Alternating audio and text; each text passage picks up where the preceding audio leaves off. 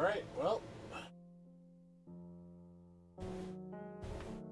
I guess we get to play through the game, listen to the developer commentary. Most of the time I wouldn't bother with this type of mode, but there's a big fat achievement tied to it for some reason. So, may as well.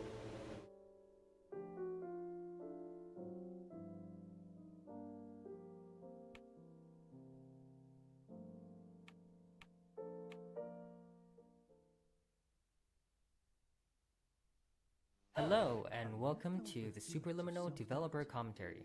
I'm Albert, Game Director of Superliminal. Myself and the rest of the team will be popping up every now and then as you play. With subtitles open, you can see who is talking and what their role on the game is. Our patent-pending Somnosculpt technology provides safe and effective dream therapy while you rest in the comfort of our flagship clinic. Located right next to the secondary overflow parking lot at the University Medical Centre. Somnosculpt, we'll make your dreams come true. Ooh, that picked up. Turn it down a notch.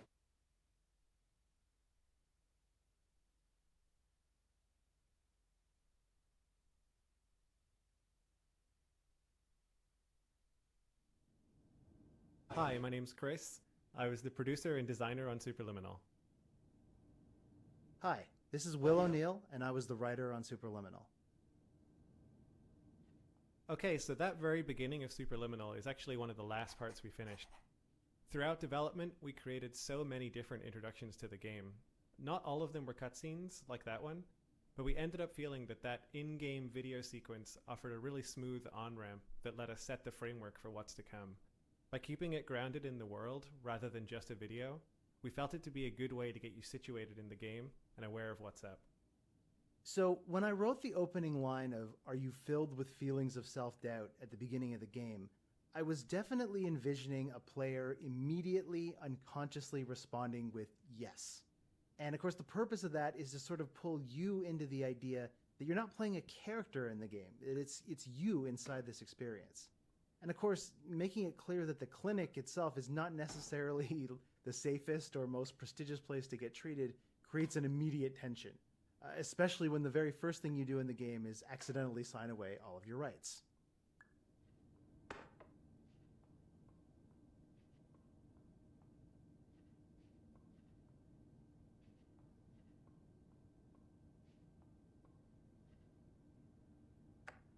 A lot of people ask about how the resizing mechanic works. The concepts are actually quite easy. To keep an object looking the same, assume if we move the object twice as far away, it just needs to be twice as big. It's all proportional.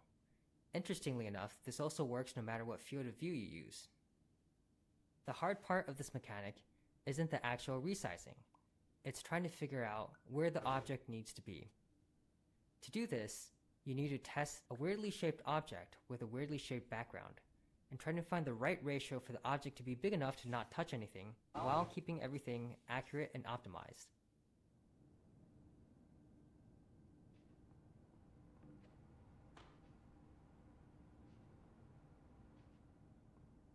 Terms of service accepted. Congratulations on falling asleep. Welcome to Somnosculpt. Your progress may be monitored by qualified specialists. This orientation will adapt you to eyelids, our interactive, lucid induction dream state in which you retain full consciousness and control.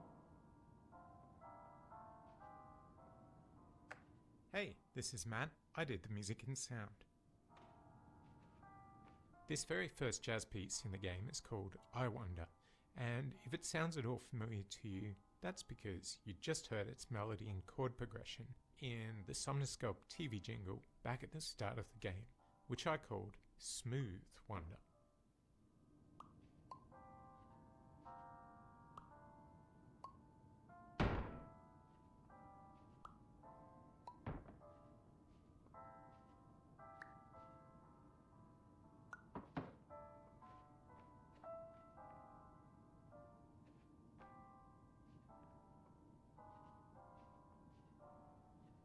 looking for fire extinguishers and fire alarms.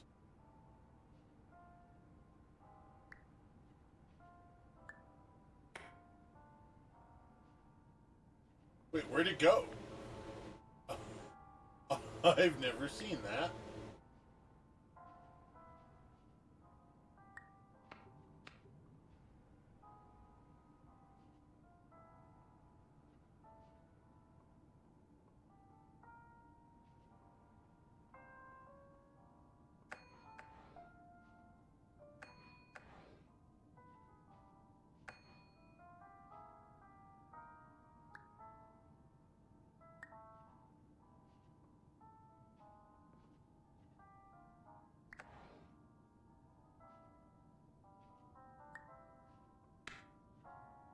Hi, I'm Logan, and I'm level designer on Superliminal.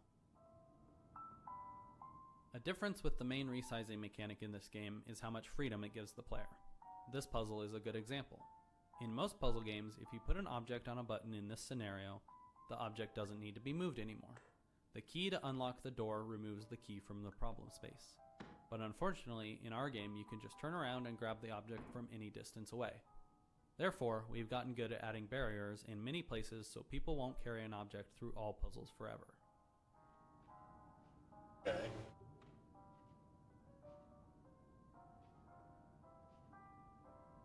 Confirmed. You can move freely, interact with surrounding objects, and listen to messages from your patient care team. Please note that I am the standard orientation protocol and that my voice has been explicitly chosen to remind you that I am not a part of your patient care team. I do not care.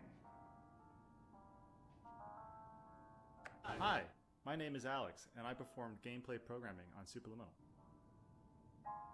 When I joined the project, there weren't really any menus except the absolute bare minimum to get the player into the game, and there wasn't any keyboard support either. Keyboard So the support. first order of business was to add proper mouse and keyboard support to the title and pause menus. The hardest part was supporting switching between the two on the fly, because you never know when the player is going to do it, and it could lock them out of the game. With that foundation laid, I started working on controller support. In terms of the menus, there wasn't much work to do. The pad basically acts like a keyboard. But gameplay was quite a different story. As we approached launch, we all agreed that controller support wasn't quite up to par, and so we shipped without it, adding it around a month after launch. To make controllers feel as good as mouse and keyboard, I wrote a bunch of code to modify how controller input is interpreted. For mouse and keyboard, input is more or less one-to-one mapped to player movement. So you move the mouse and the camera turns. But that doesn't feel good with controllers. Trying to pick up a very small object, say a chess piece, could be quite finicky. Well, you have to add a gradient to movement. In the end, I made it so looking around accelerates the longer the stick is pressed, Yep. and behaves differently based on whether you are looking vertically or horizontally, and also while you are holding an object. Probably the biggest change was a quote-unquote auto-lock feature, which draws the focus to a grabbable object as your cursor gets closer to it. All these changes culminated in controllers feeling much more accurate and satisfying.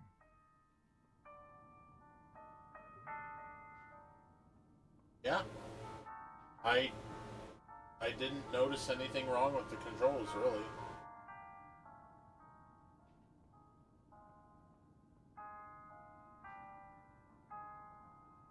Throughout each level, we try to give subtle hints on which objects are grabbable and which aren't.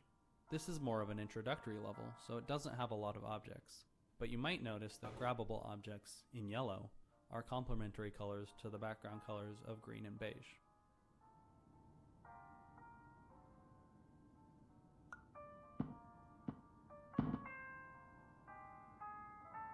Interesting.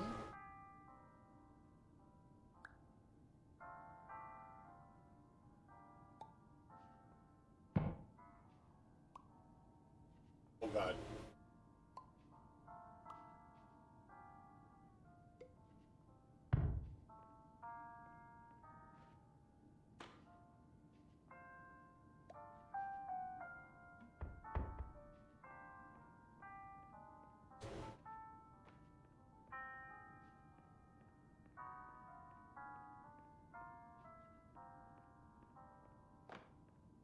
Thought there may have been a secret up here. Doesn't look like it.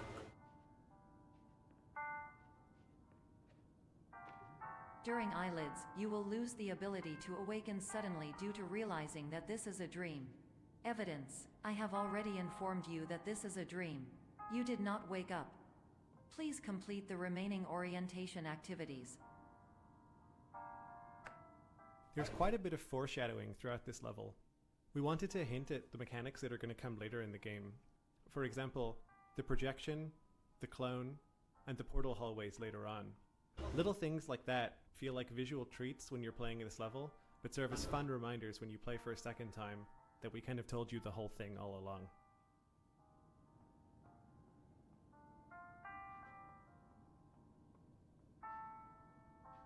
Hi there, I'm Steve. I'm the art director of Superliminal. One of our main visual touchstones for this section centers around a couple of silly questions. What would someone in the early 90s dream up as a futuristic testing facility? And how could they build that on a shoestring budget but with infinite time?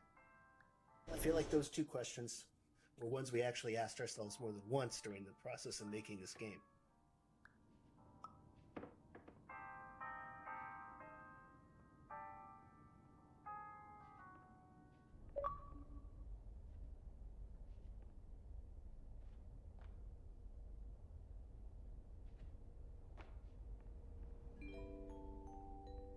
Warning: you have deviated from the orientation pathway. At the Pierce Institute, patient safety is a keynote in our corporate priority tetrahedron. A variable degree of force can and will be authorized to ensure patient safety. Please return to the orientation pathway.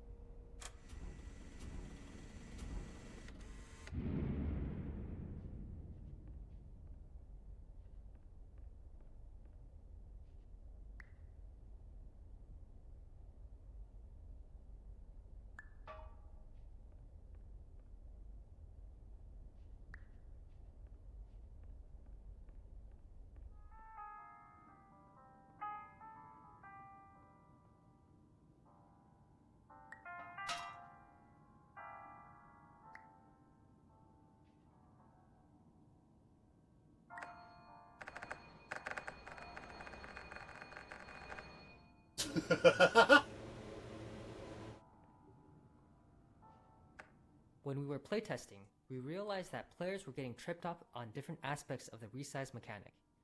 So we tried to make each puzzle in this level teach a specific action. The cheese puzzle is our way of forcing players to make something from very small to very big, and the puzzle after that is the opposite.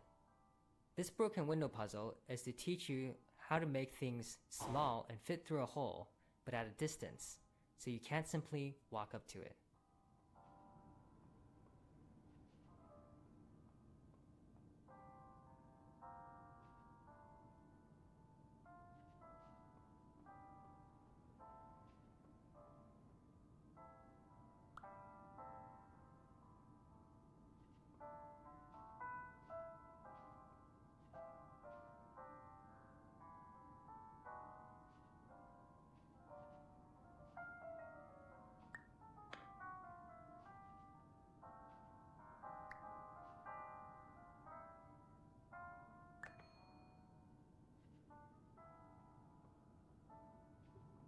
All environments perceived during eyelids should reflect a typical mental state. If you believe your mental state was compromised by Somnasculpt, please provide a comprehensive, rational explanation in your post-procedural survey. Completed surveys may be eligible for a gift card.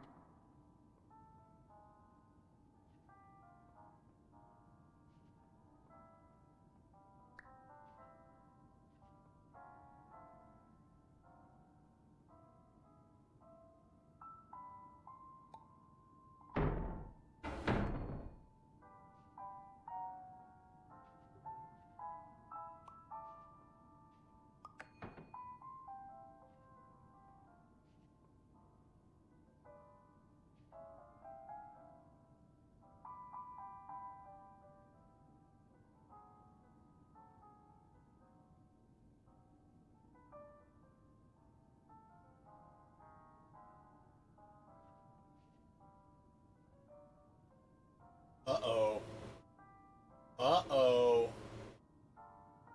What's this phone number here?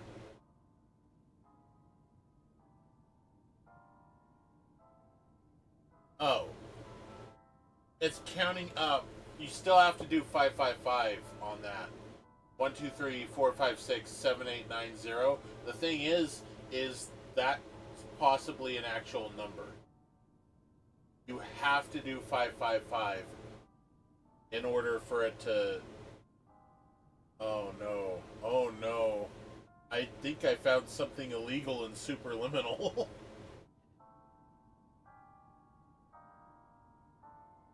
Yeah, you can't just do 1, 2, 3, 4, 5, 6, 7, 8, 9, 0.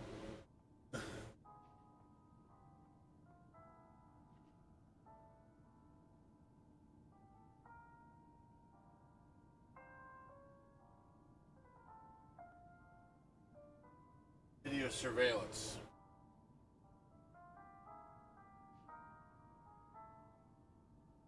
Surveillance.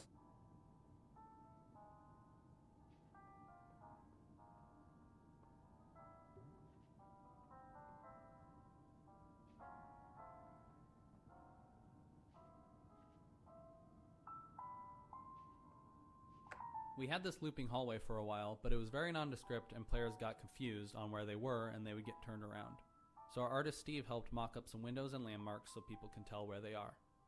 Immediately, we found that playtesters weren't getting lost anymore and understood the moment.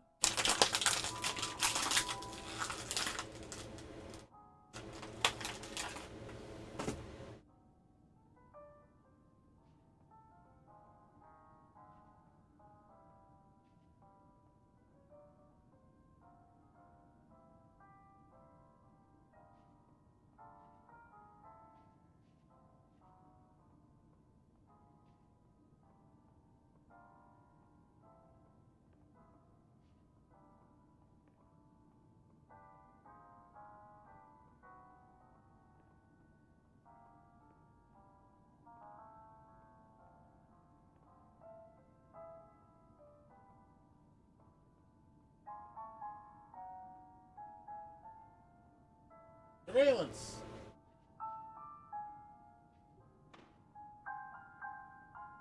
Our core game mechanic is so novel that we immediately drew comparisons to other quasi-sci-fi puzzle games. And since our game is about playing with and subverting expectations, we wanted to lean into that and start the first level with a kind of test chamber aesthetic and immediately break that going forward. Narratively, this space is what Dr. Pierce planned to have his dream therapy program look like before it all went wrong.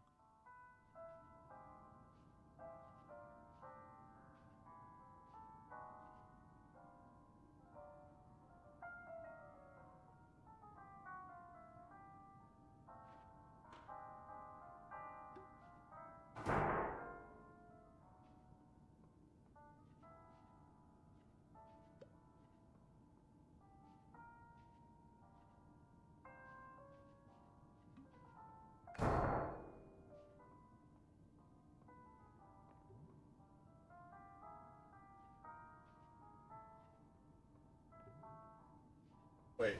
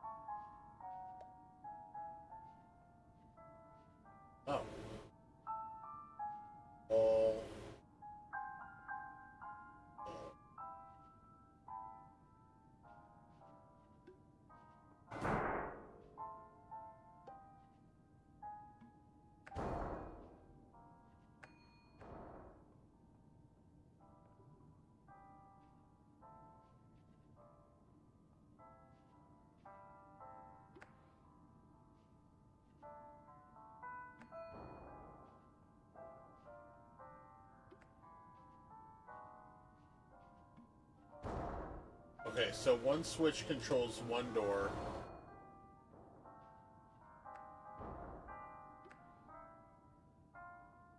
The other switch controls the other door.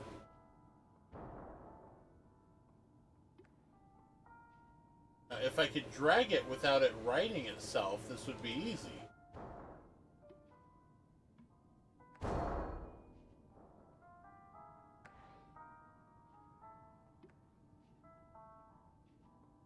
Instead, it's a pain in the ass.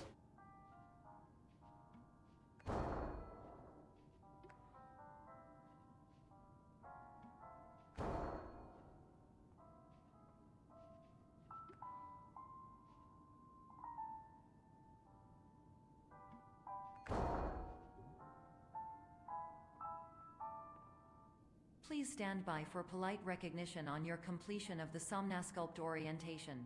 You did it. To maximize the time allotted for your therapeutic journey, please do not delay in proceeding through the final doorway as indicated.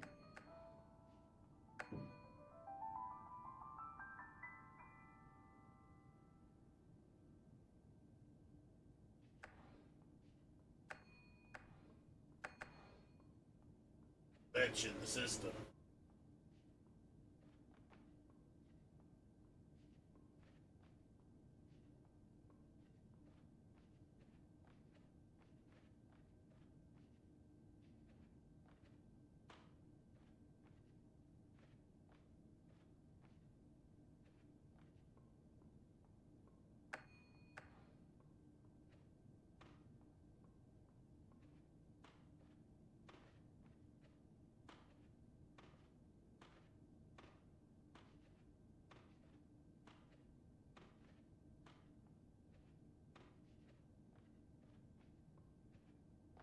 Wait, which one are you supposed to actually jump through?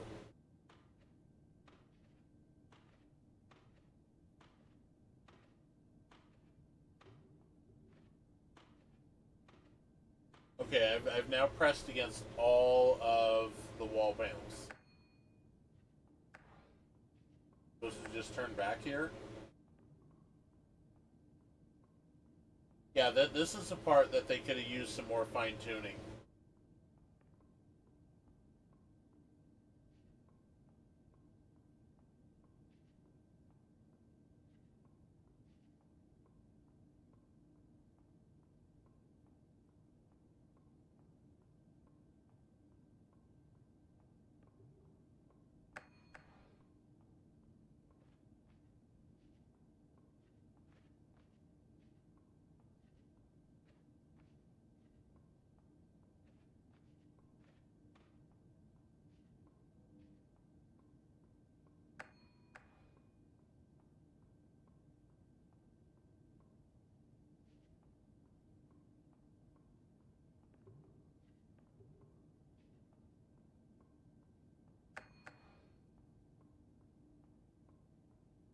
Is there a ceiling? Is there an object I can use to knock against the wall panel? One of these things come off?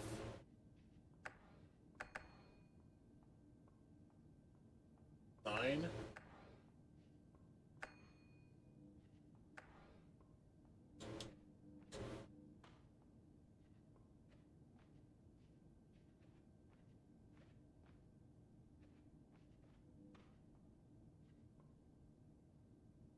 Oh, wait. That's what it was. Need cheese.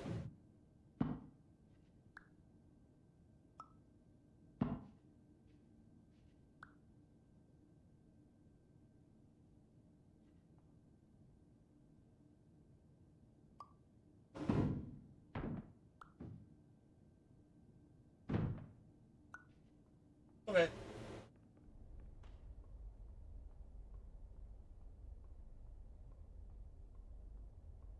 Now I can check for switches and extinguishers.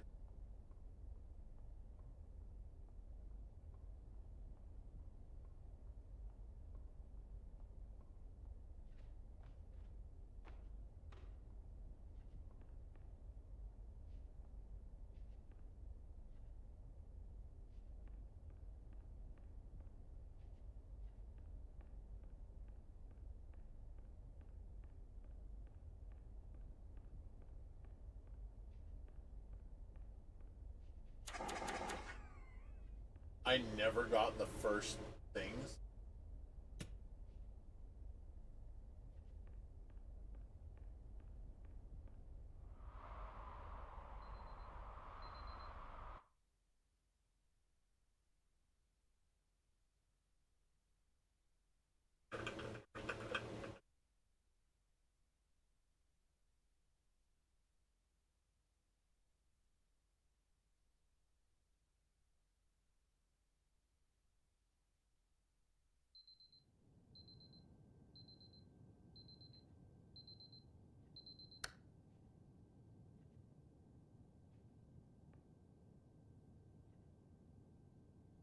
The reason we ended up with this sleep clinic section is because we wanted to convince players that they might have actually woken up from the dream. So we don't have any dreamlike mechanics you can play with until you get to the vending machine. Later on, this becomes a hub you come back to in order to emphasize the feeling of waking up from a dream within a dream.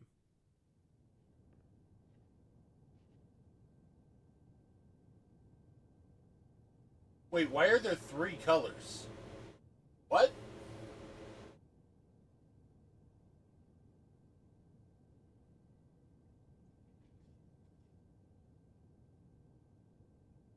Chess, but there's a third player that gets 1 pawn.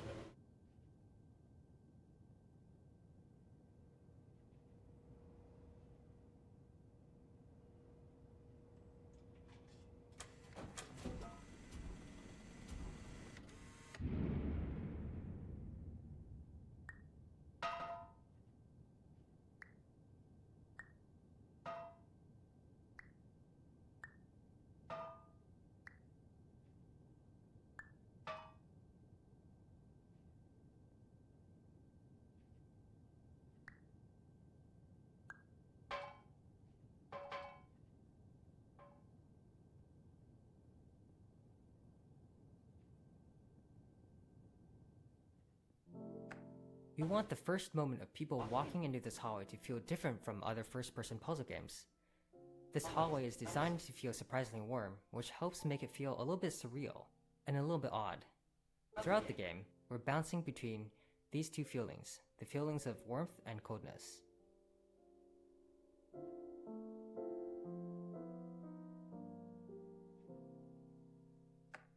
So my brief for the jazz part of this soundtrack was always to do my best to emulate the iconic solo jazz piano sound of the great Bill Evans.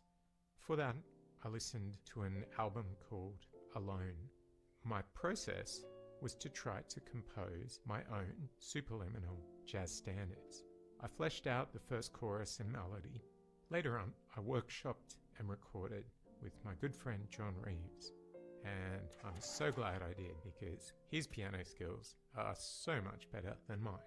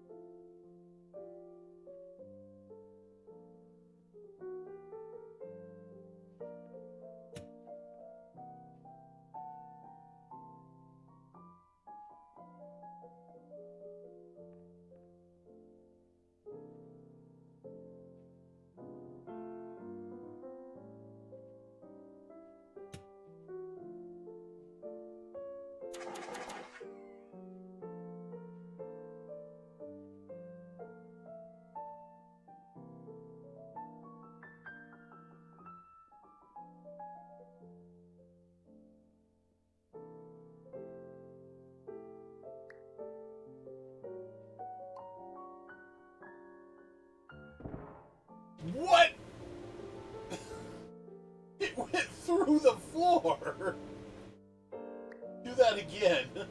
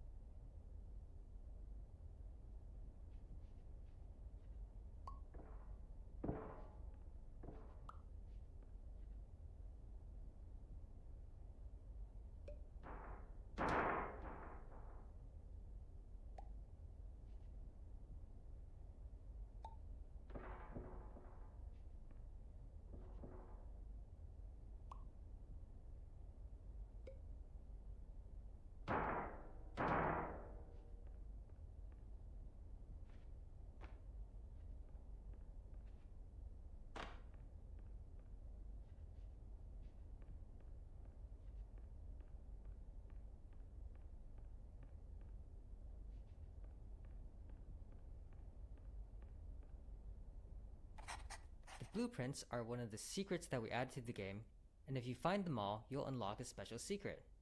The diagrams are actually top-down, wireframe views of parts of the levels, and they're blue.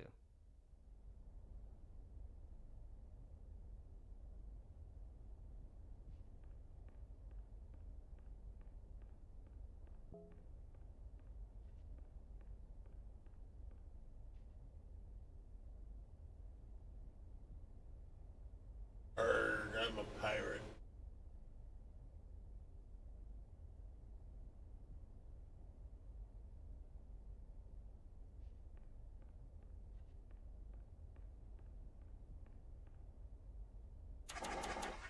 Didn't think there'd be a fire extinguisher on plywood.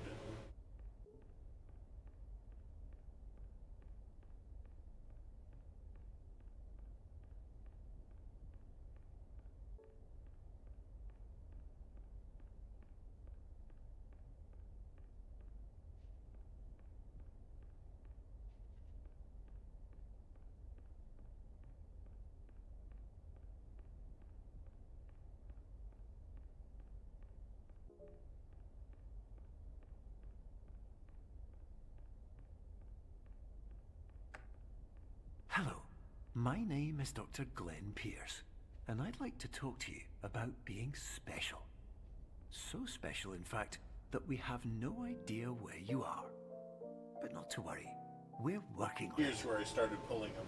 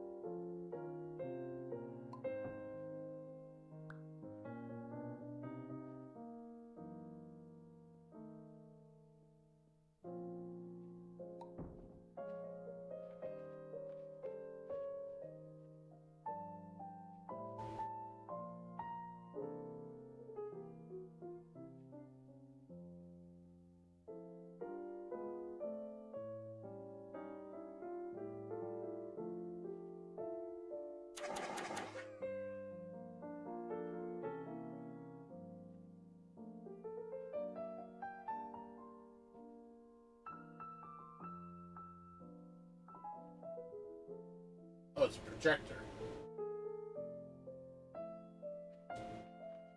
Okay.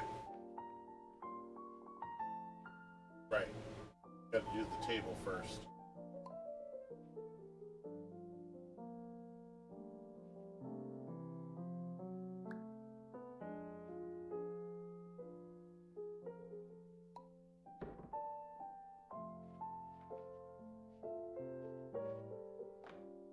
Oh.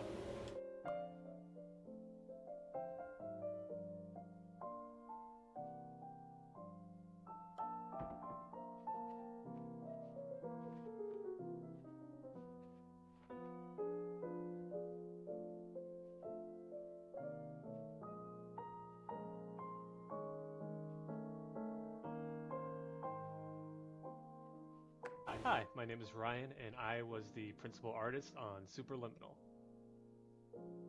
Optical's Pink Hotel Hallway was the first area we nailed down visually and served as a starting point for how we approached the art for the rest of the game. We wanted enough decoration for it to be interesting to the player, yet it couldn't have too much visual noise, or else the player would get lost and overwhelmed. We made interactable objects the complementary color of the surrounding environment, which helped them pop more and feel more important. After we were happy with how this part of the game felt, the rest of the locales came together much quicker, and we required less iteration.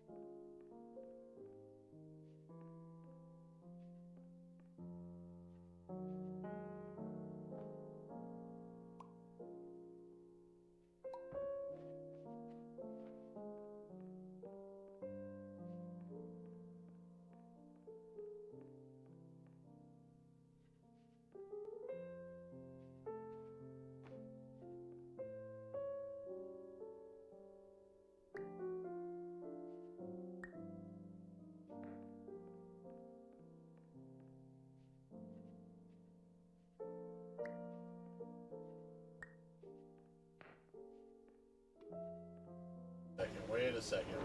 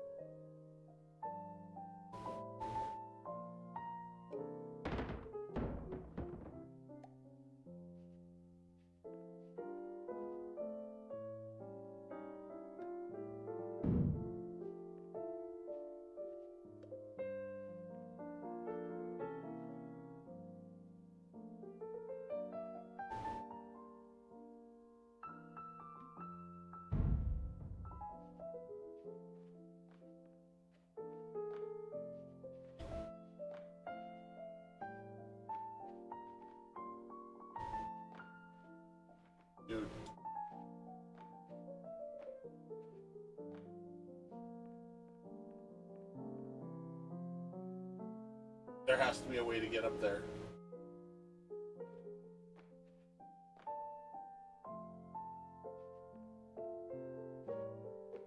Hollow up there. It's a room.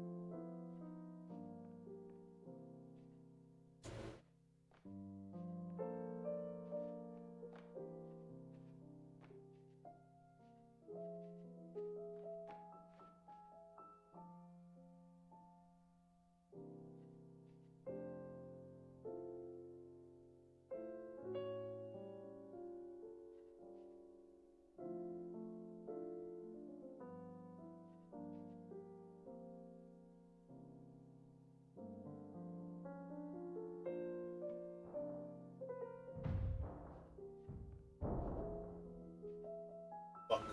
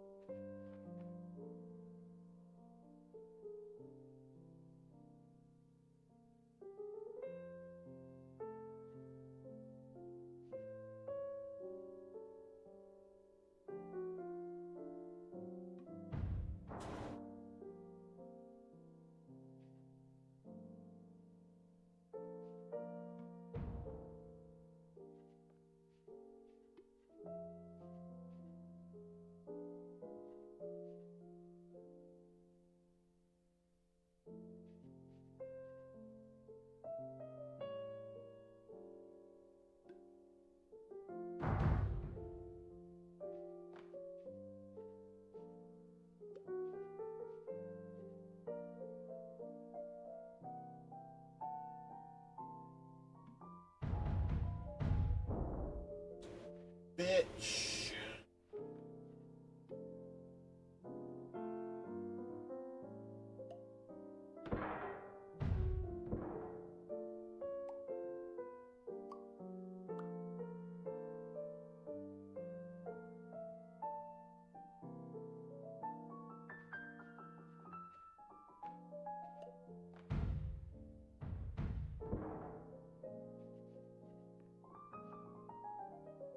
Wait, where is it? Oh no.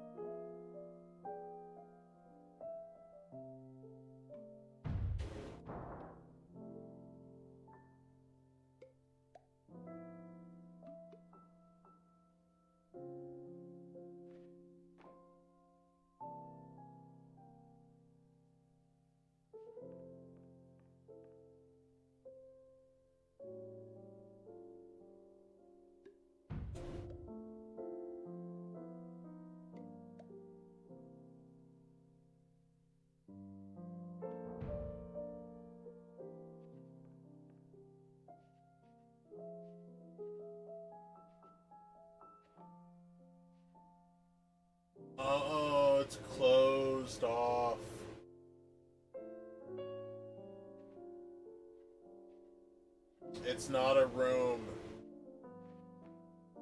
It's actually a place the devs didn't think you could go. You actually can't exit this. Wow. I managed to outsmart the devs.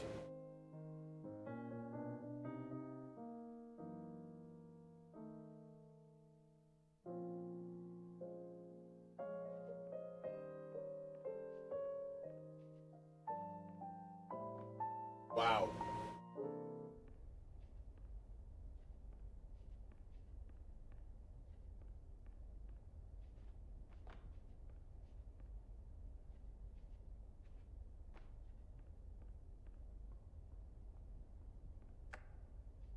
Hello, my name is Dr. Glenn Pierce, and I'm just popping in to give you a quick update on where you are. We still No don't- devs. But please keep moving If you forward. want a tester Hopefully you for your prefer frequent games, updates to being reminded that you are completely lost. I'm available.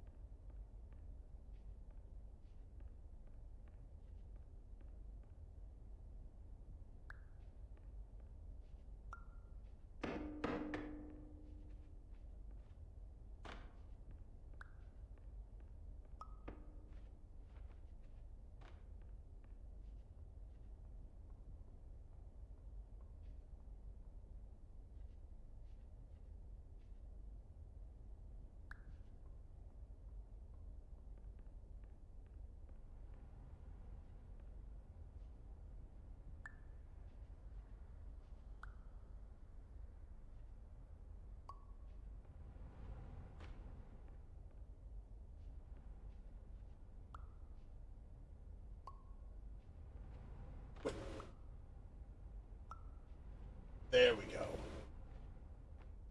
Bugger. Yes. Yes.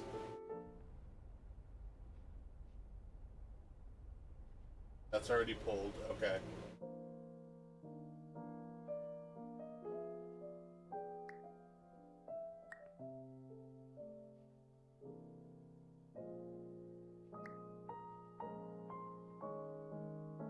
NSA StairCon. What? Oh, National Stairs Association.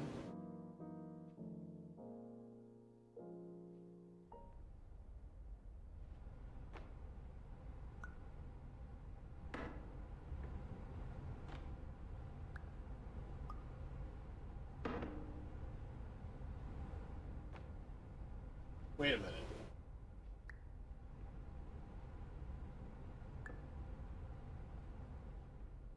No?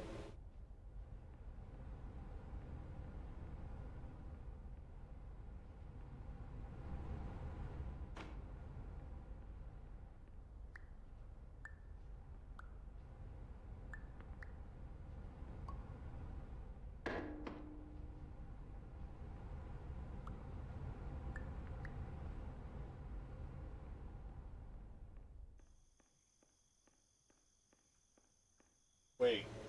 This is open top. Wait. Maybe there's something I'm supposed to do with all three items to climb out of here.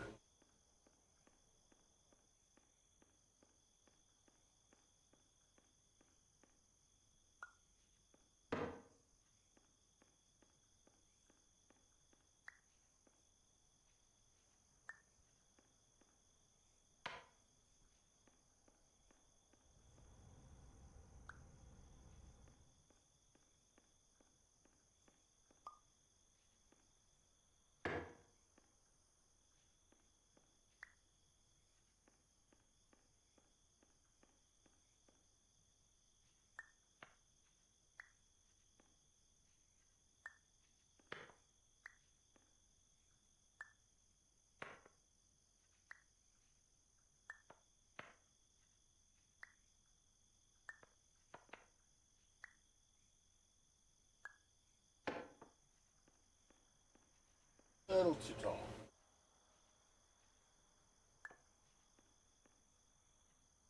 Better.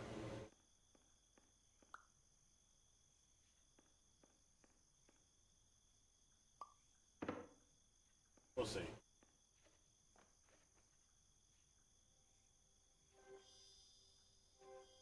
Ah.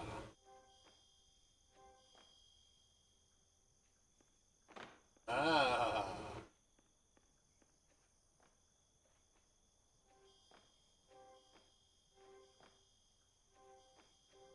Doesn't look like there's going to be any place with a gap. Okay.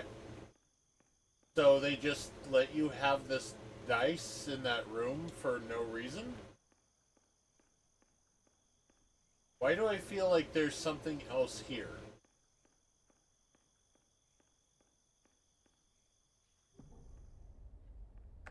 Hi, my name is Phil Fortier, and I was the graphics programmer on Superliminal, and I also worked on some of the Easter egg design. So in this warehouse, you'll notice that there are actually 4 exits to the room, and the level geometry on the other side of the exits would actually overlap if it existed in real space. So to make the level design a little easier, we used our portal tech here. So the exits to the room when you leave the room are actually in vastly different physical locations within the level, but hopefully it should be all seamless for the player. Good job with that. Hello, my name is Dr. Glenn Pierce, and we still can't find you. But you should now have access to a series of elevators that should trigger your subconscious to gradually wake you up. You should also find a variety of emergency exit signs that should lead you to them. Will all of this work? Absolutely.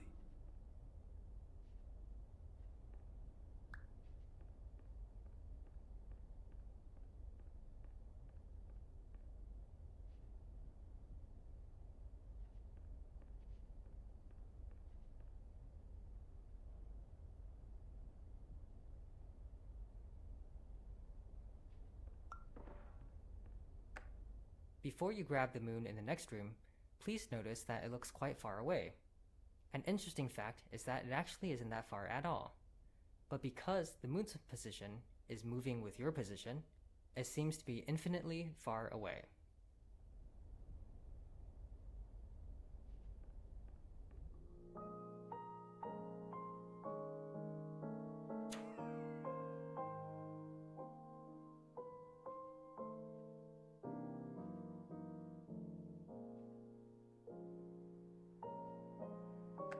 This puzzle has the problem of requiring the room to not have a ceiling, which resulted with players wanting to escape the room. In a later update, we added a secret area above this room and a bunch of other secret areas based on where we saw players going.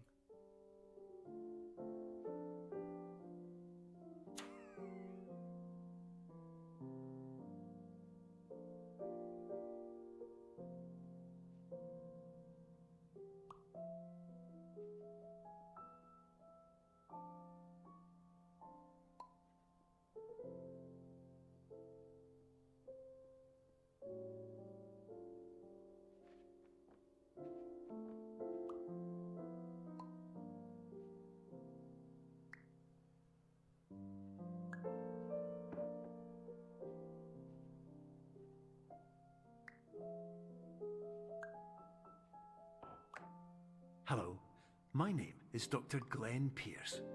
In the event that this elevator does not wake you up, please don't interact with anything that strikes you as psychologically significant, as we will no longer have any way of controlling it. For example, if you see parents, please punch them in the face as hard as you can and immediately run away.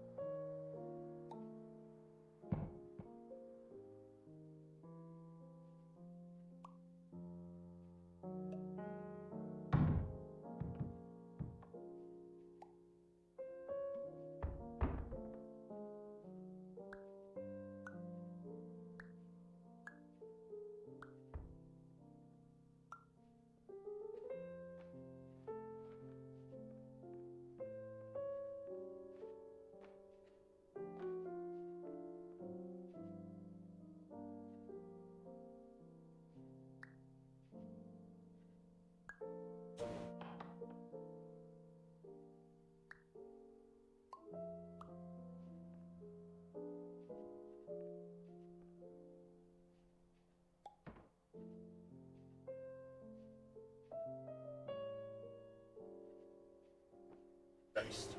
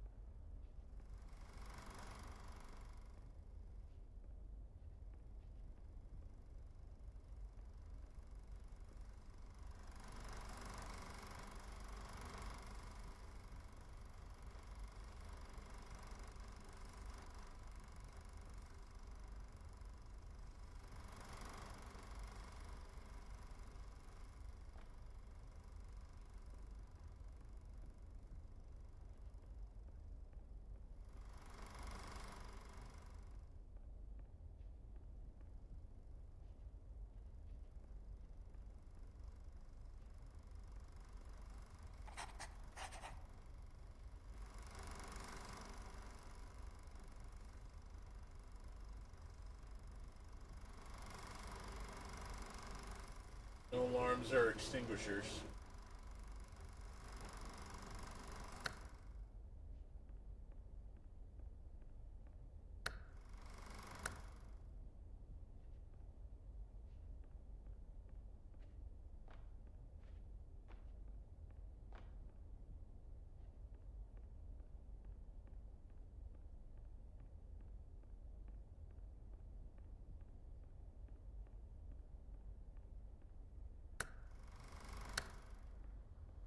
It's just a light switch? Is that all that is?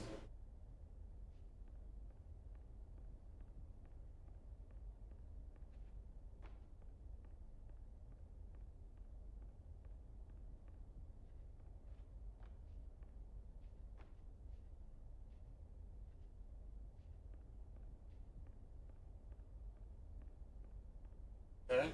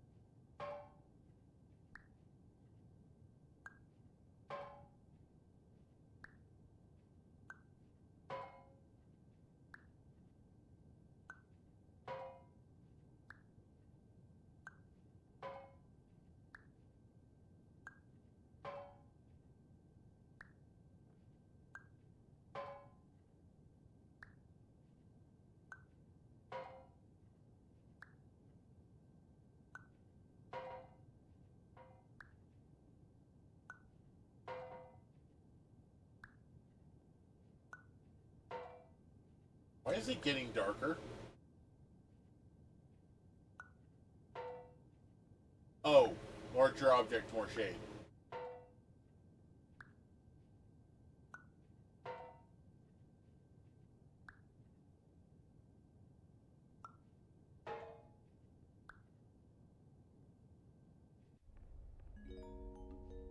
This is an automated message for all patients who attempted to use an alternate pathway to access the next phase of Somnasculpt therapy, but who have become trapped in a dream state paradox instead. Your decisions imply a failure of orientation, which reflects negatively on the standard orientation protocol. You will rectify this failure immediately.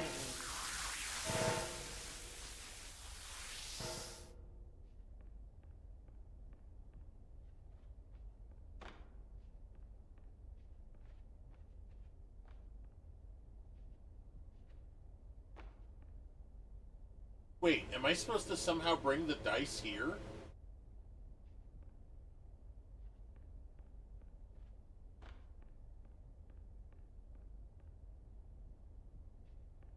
What's that? What the hell's that? That's the parking lot. What?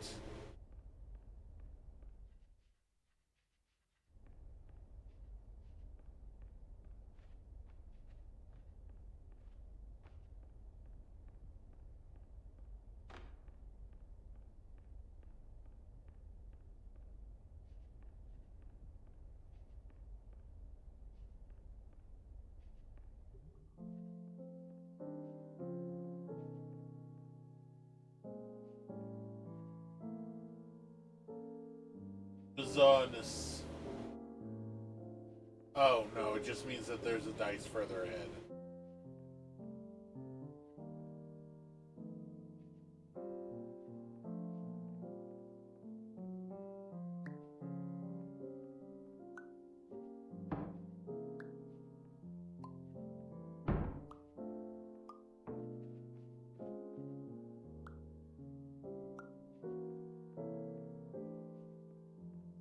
So the standard orientation protocol character is obsessed with proper orientation, and that makes her kind of thematically antagonistic to the idea of truth being, intrinsically tied to perspective. But to me, the fun part of it was writing her as being cruel without there being any actual malice to it. Like, she has nothing against you personally. Her programming simply can't see beyond proper orientation as being the only thing of any value to a Somnasculpt patient whatsoever. Huh. Okay. An early challenge we had for creating the art for Cubism was how to approach the space and make sense of it. We started taking it a bit too literally. For example, how can we make sense of the door being so high up? Why would it be built this way? The solution we arrived at was simply not to make sense of it, because it shouldn't. We created a simple museum aesthetic that wouldn't get in the player's way of experimenting with and enjoying the puzzles. Sometimes, keeping it simple is the way to go.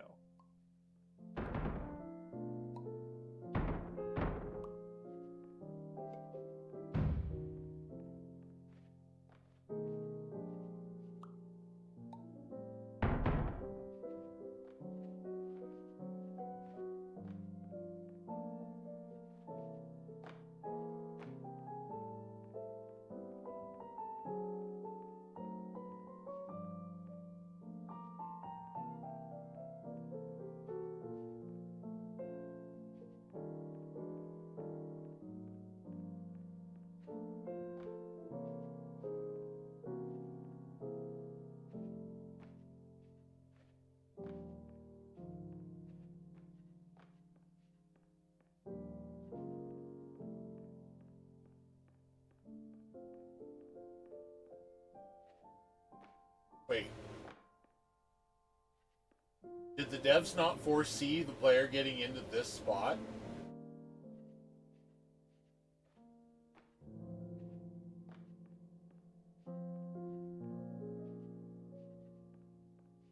I can walk through the devs didn't think the player could get here. That's the second time the players did not think, or the devs did not think, that the player would be able to get through. Oh my god.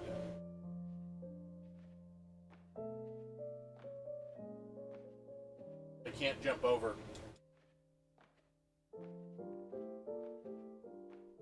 I'm actually legitimately stuck.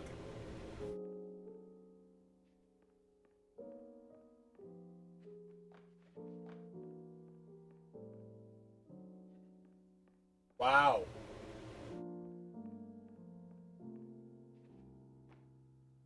Second time I've outsmarted the devs.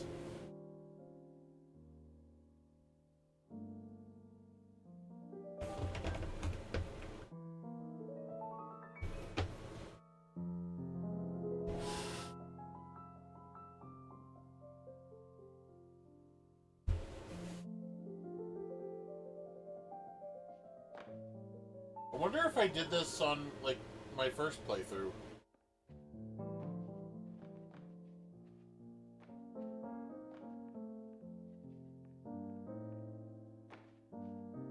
Yeah. There isn't a way through this.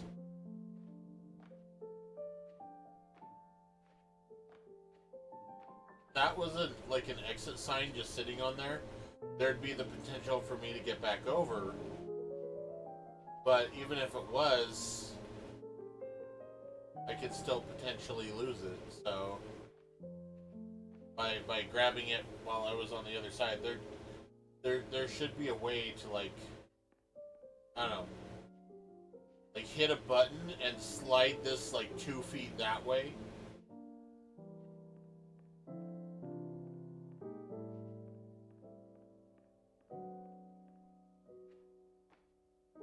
Yeah, by making this wall slightly smaller or slightly, you know, thinner that way.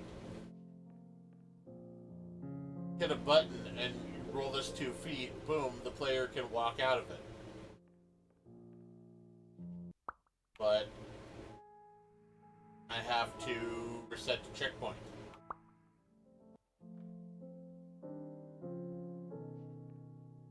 An early challenge we had for creating the art for Cubism was how to approach the space and make sense of it. We started taking it a bit too literally. For example, how can we make sense of the door being so high up? Why would it be built this way? The solution we arrived at was... So the standard orientation protocol character is obsessed with proper orientation, and that makes her kind of thematically antagonistic to the idea of truth being, you know, intrinsically tied to perspective.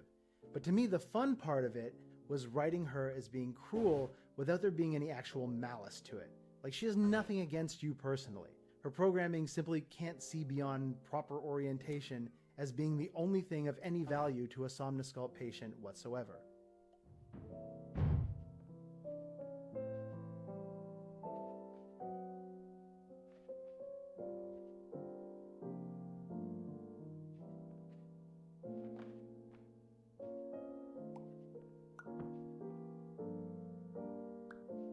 Taking these.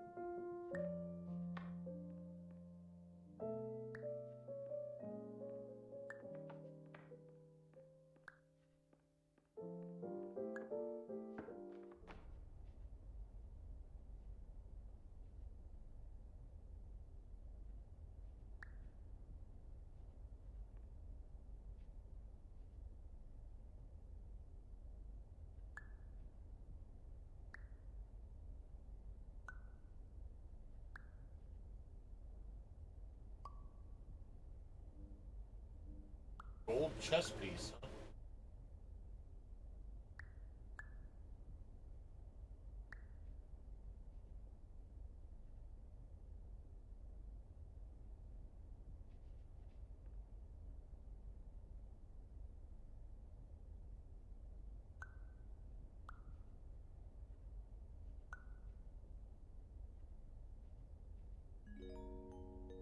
Professional tip: the average adult can only withstand 3 to 5 dreams per night.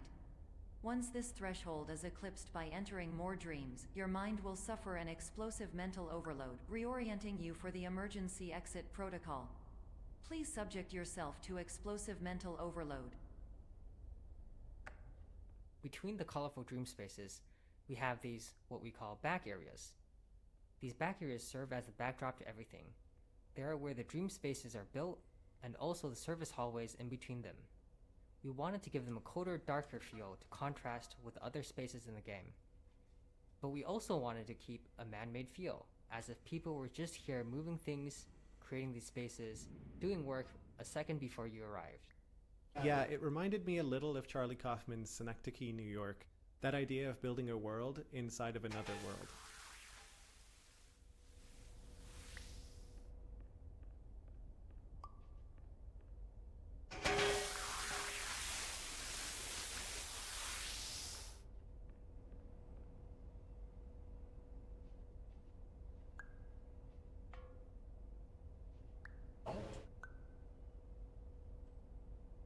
Oh, that's weird. It's got like a low gravity thing going on.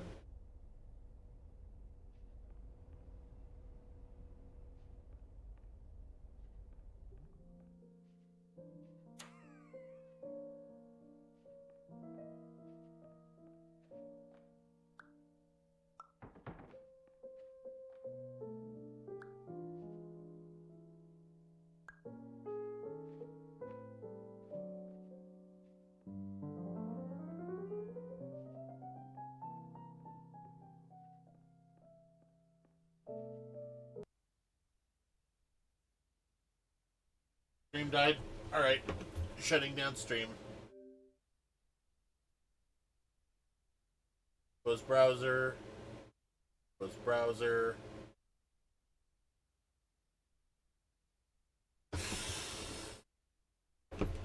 Good old Choice Wireless.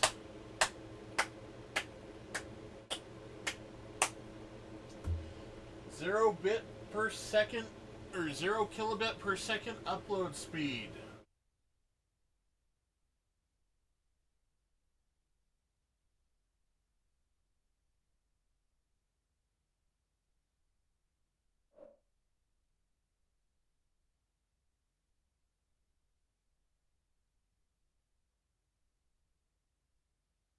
Please donate to the channel and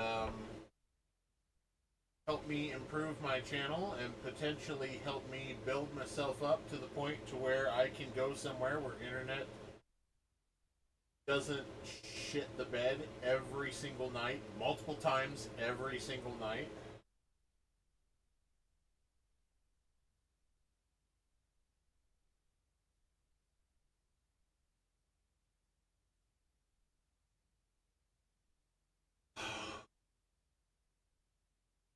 Just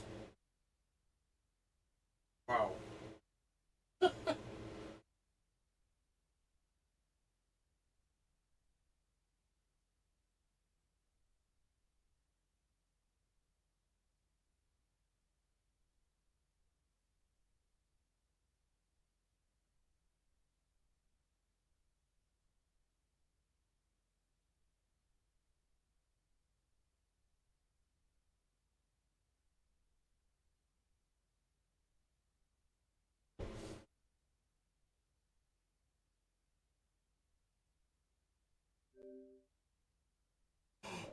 No. It completely kicked me out of the game.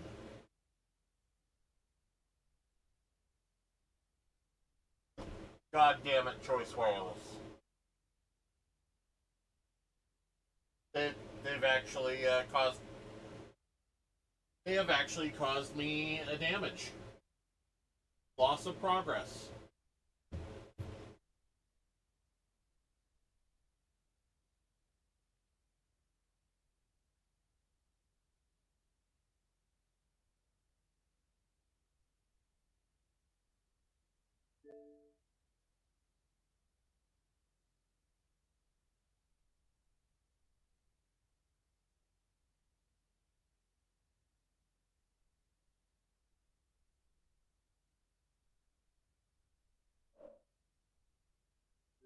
And you can't see these three things if you're not online. Not online, it says connect to the network. So there is internet going through, it's just so small that you can't maintain connection to multiple accounts at once, apparently.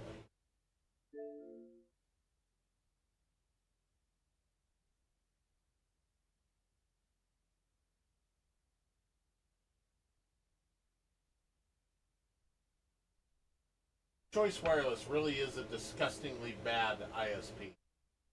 No fucking joke. Holy shit.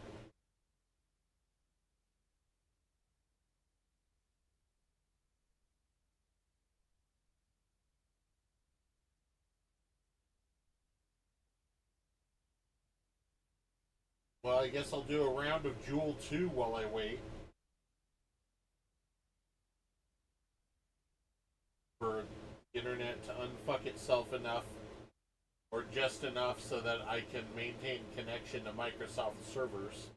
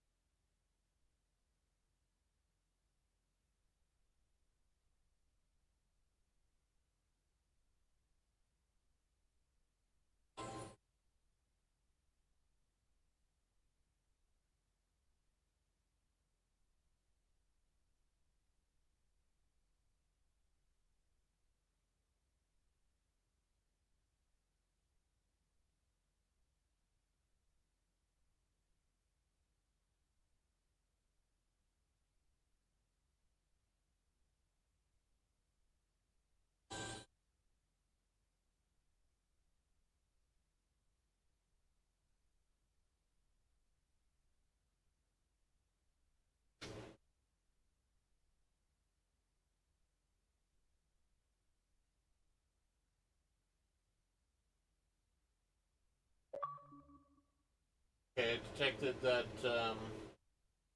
got the points, so see if we can get into it now.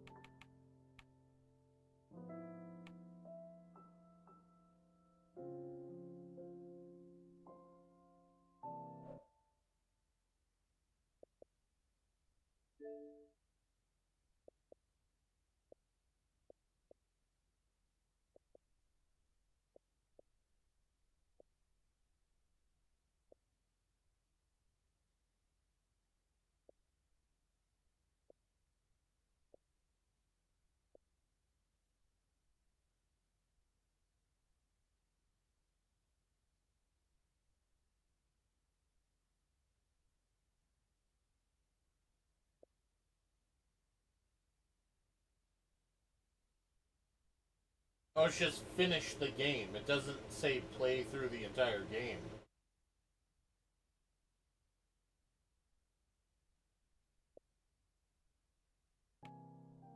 Okay, well, I was on Cubism either way.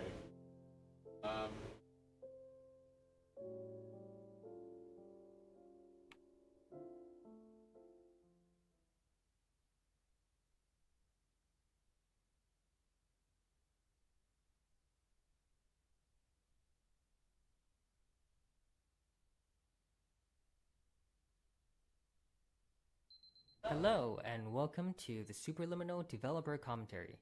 I'm Albert, Game Director of Superliminal.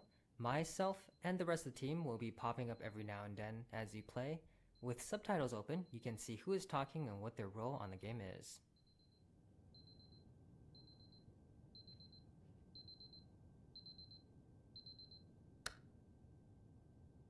If I have to start completely over from scratch to get this, I don't fucking care. Choice Wireless owes me money at that point.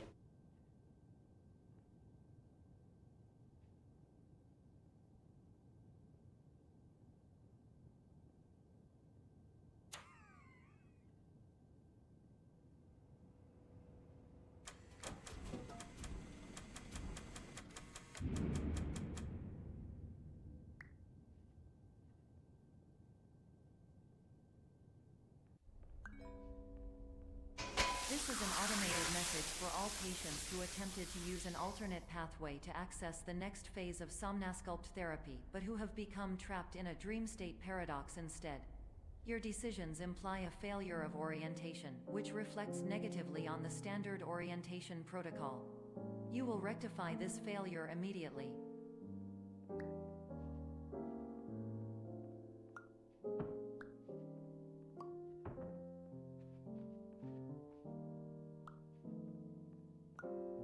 Hi, this is Will O'Neill, and I was the writer on Superliminal. So the standard orientation protocol character is obsessed with proper orientation, and that makes her kind of thematically antagonistic to the idea of truth being, intrinsically tied to perspective. But to me, the fun part of it was writing her as being cruel without there being any actual malice to it. Like, she has nothing against you personally. Her programming simply can't see beyond proper orientation as being the only thing of any value to a Somnasculpt patient whatsoever.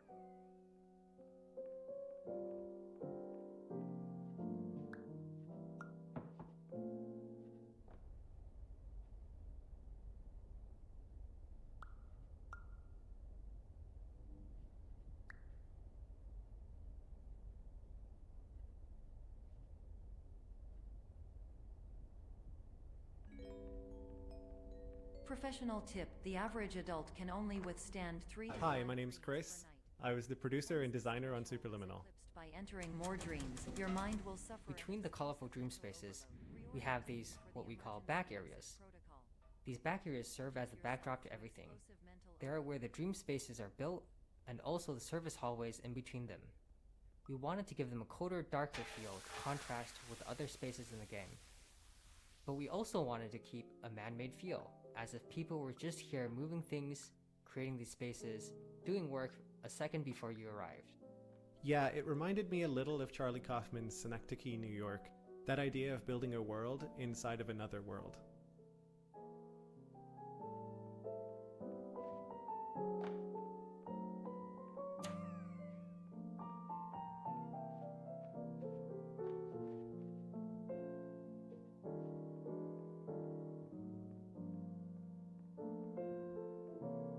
Here is where Choice Wireless shat the bed.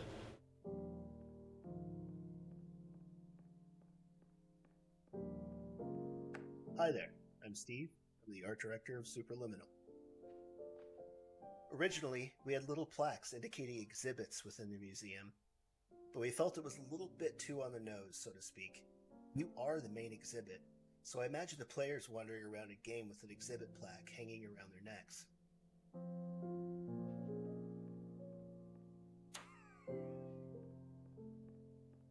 Here's another thing they could have considered when designing this game, is that when you are dreaming,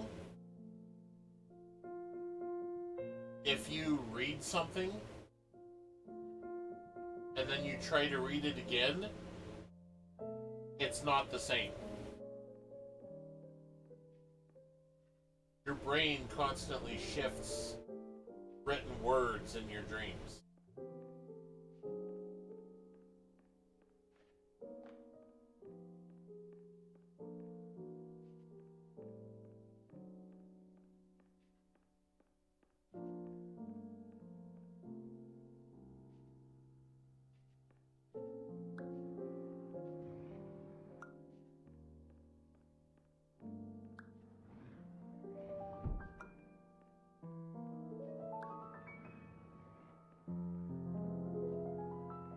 Hold the fucking phone.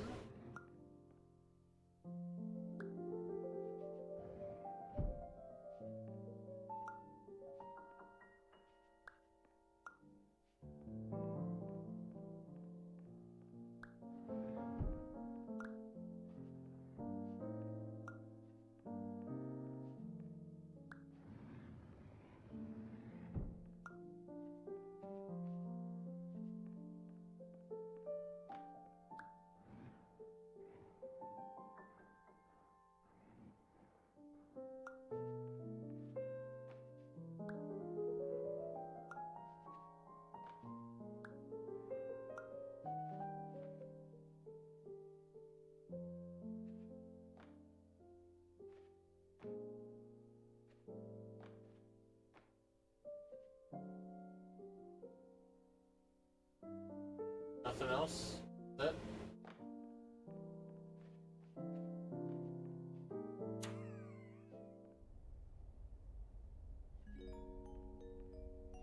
Please note that a reluctance to volunteer for the risks associated with explosive mental overload implies a misunderstanding of all other solutions, all of which are far more traumatic and likelier to result in catastrophe.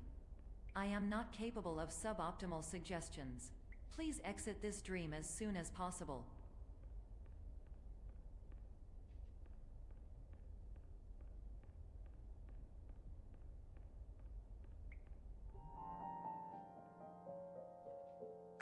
Hi, I'm Logan, and I'm level designer on Superliminal. Not all of our interesting perspective moments can be built into puzzles. Some are just great moments that break your expectations. This level interprets a cube in multiple different ways, and even though none of these are difficult puzzles, they all work together to create a whole series of back-to-back surprise moments. It was fun finding the balance of making it feel like someone was messing with you, without making it feel like the cube is sentient.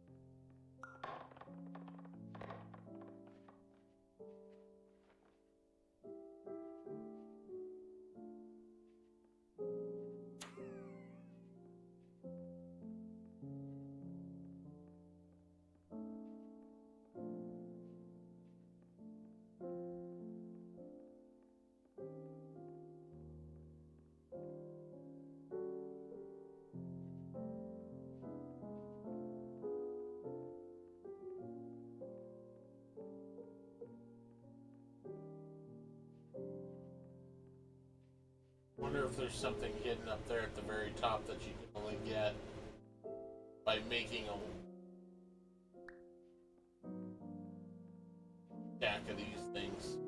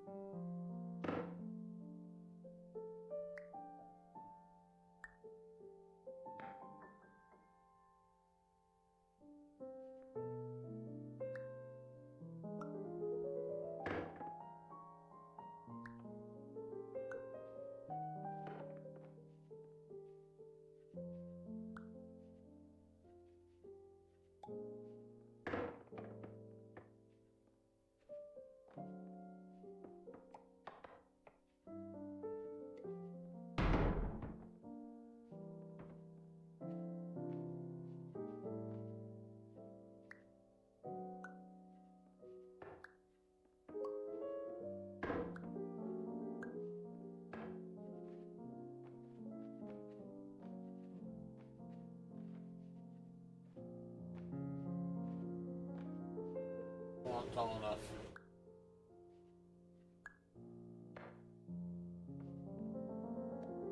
Shit.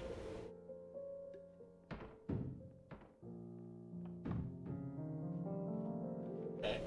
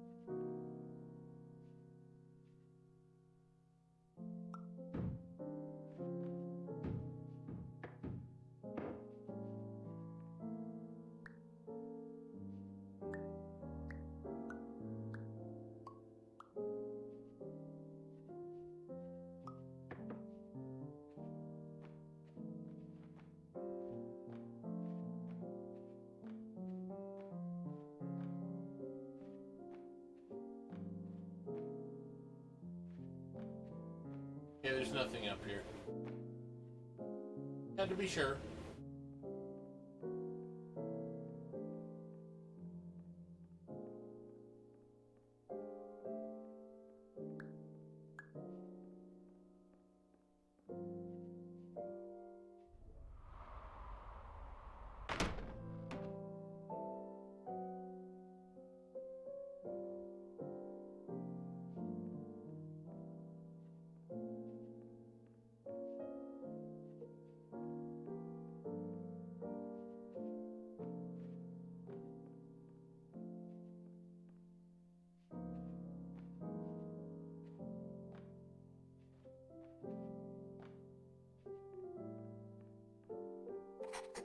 Blueprints are one of the secrets that we added to the game, and if you find them all, you'll unlock a special secret. The diagrams are actually top-down, wireframe views of parts of the levels, and they're blue.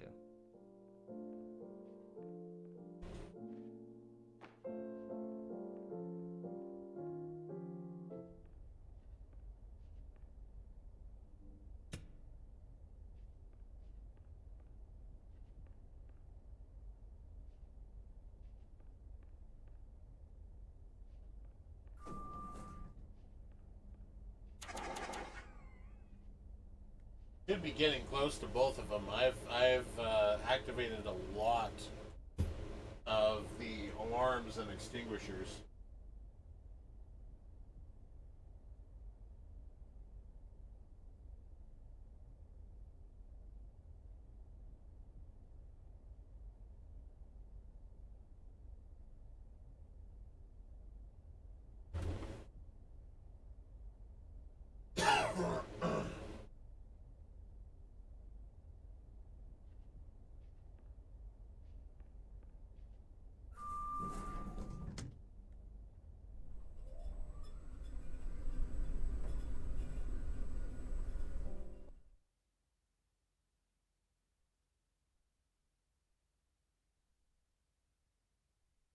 You're supposed to be able to beat this game from start to finish in 39 minutes, huh?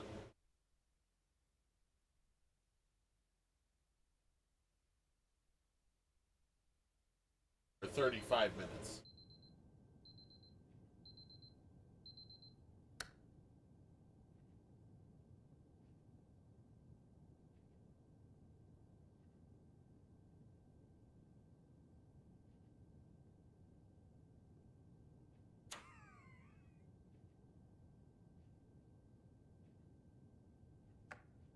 Hello, my name is Dr. Glenn Pierce, and despite touring the Waterfall Serenity Zone in the previous section you've just completed, you may still be experiencing feelings of worthlessness and self-doubt. Why do I feel like everything is going wrong, even when the sun is shining?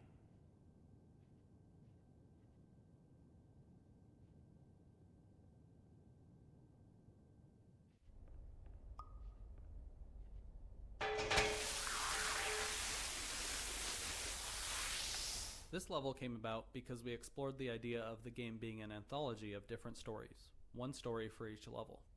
This level was the horror level, and I immediately knew what it would be about, getting the player to be scared of their own shadow. None of the scares are actually real, but the player doesn't know that right away. We scrapped the anthology idea, but this level worked so well that we kept it.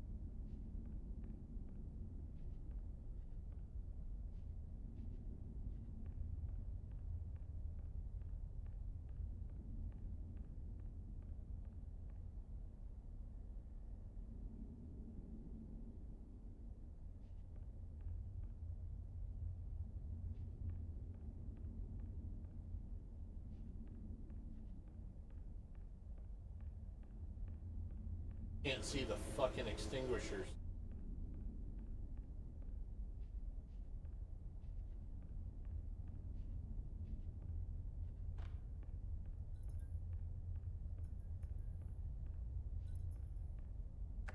One aspect we wanted to explore and draw from was movie scene cuts. Basically, how a match cut in a movie might make sense in a game. This next moment is a good example. Carefully watch the cloud in the distance. You'll see that it cuts to a new scene.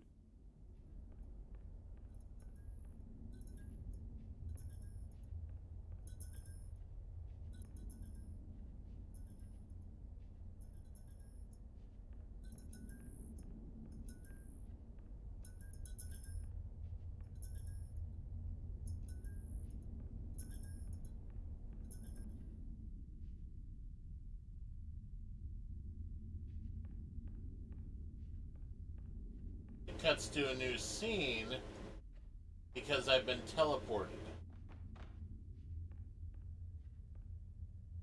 Which means that if I missed a fire extinguisher, I can't go back for it now. Yeah, that trying to get the extinguishers in that part really, really sucks.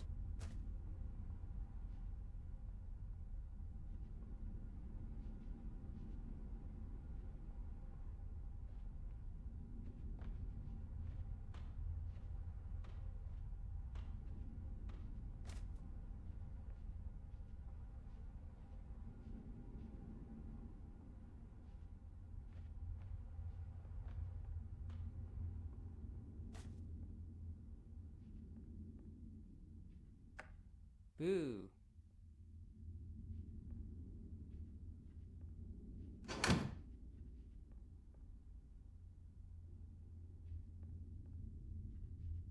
I'm not sure I've ever seen that before.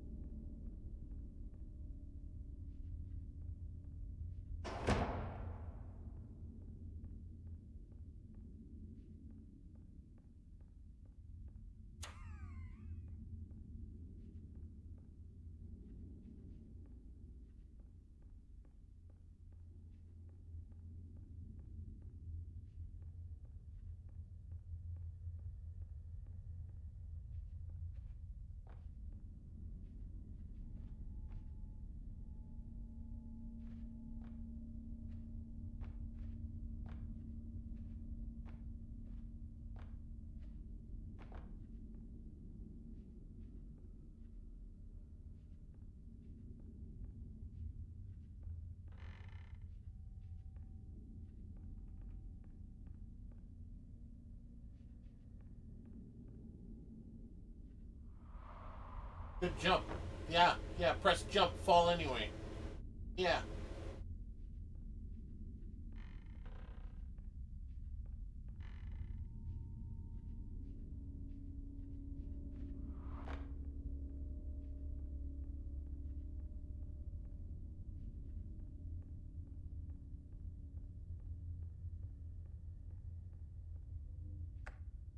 Hello, my name is Dr. Glenn Pierce, and I'd like to talk more about the feelings of worthlessness and self-doubt I mentioned before.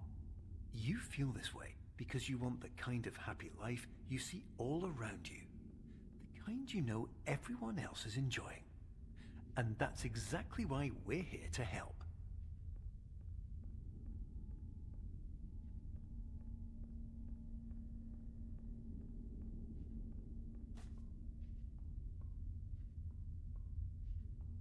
I'm gonna tell all those big companies and people to stop ignoring me and actually give me a chance, huh?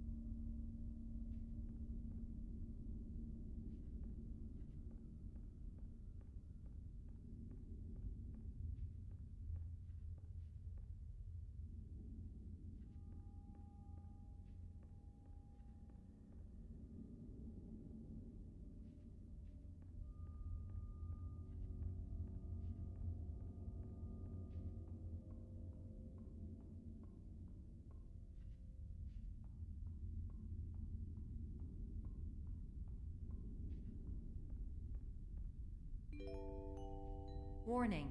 You were advised to subject yourself to explosive mental overload by descending into additional dreams, but have now descended into a dream within a dream instead, disorienting yourself even further. You are responsible for failing to make this crucial distinction. The object used in this puzzle was originally a flashlight, but unfortunately, because of how the mechanic works, it always placed the flashlight at the end of the room, which is not a particularly useful position for a flashlight. We tried a couple of things, but finally decided to switch to an object that could glow from both ends.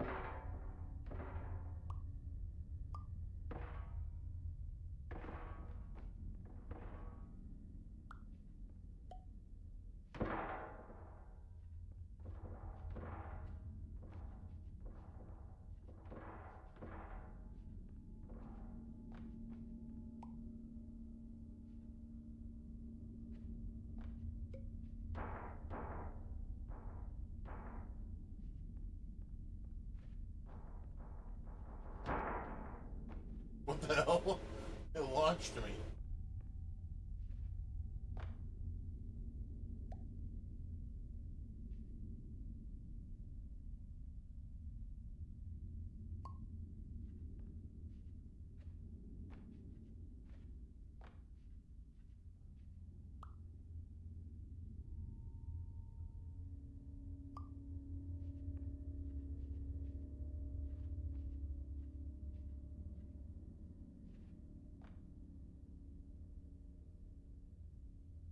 Chess pieces are one of the new collectibles we added in the game a few months after we launched. A lot of our puzzles are based on surprise rather than dexterity, so we decided to add these chess pieces that require expert use of the game mechanic in order to get. I forgot those were collectible.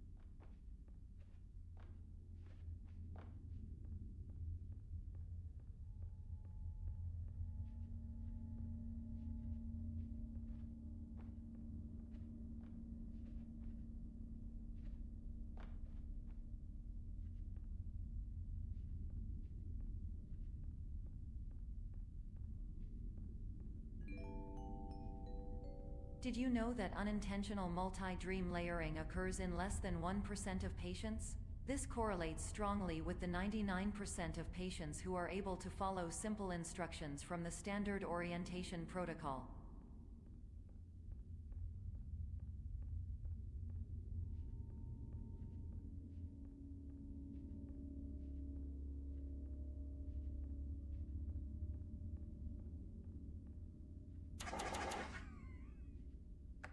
When I prototyped this part, there was going to be a shadow of a monster on the wall that turned out to be a bunch of random objects when the lights turned on. The shadow always looked silly though, so eventually the reveal became the blood actually being red paint.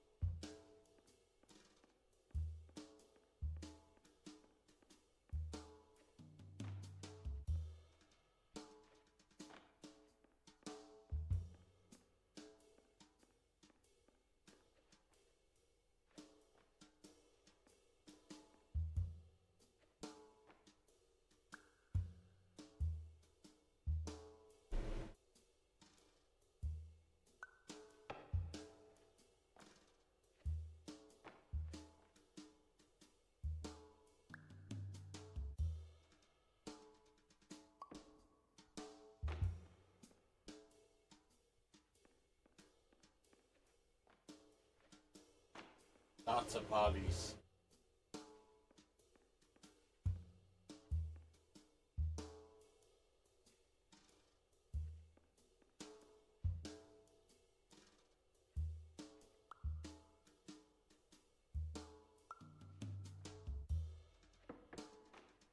Oh.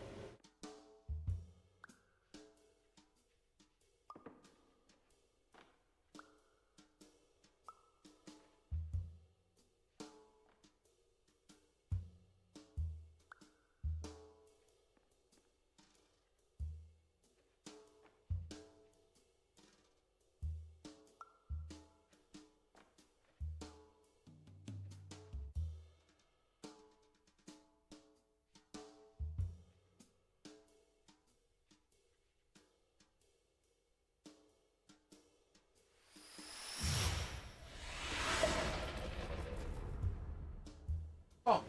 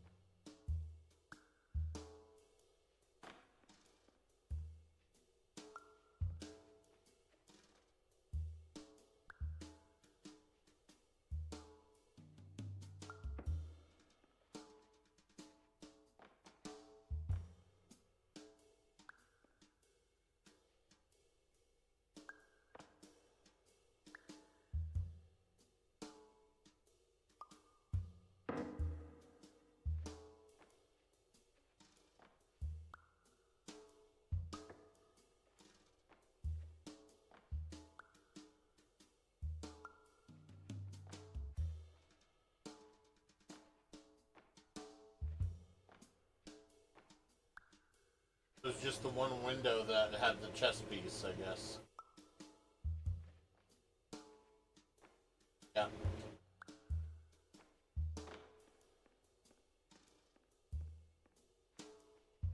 One side had a blueprint, one side had a chess piece.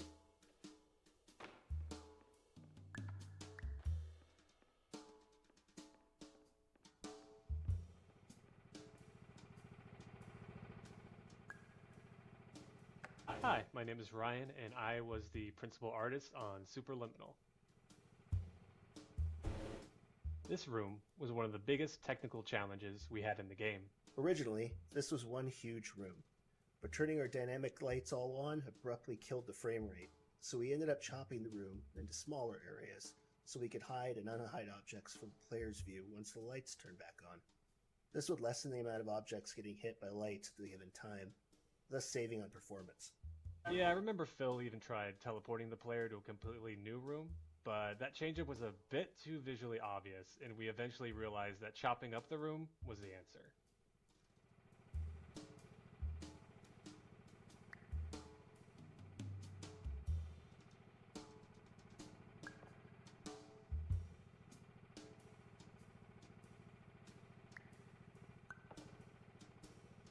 Need all the beans.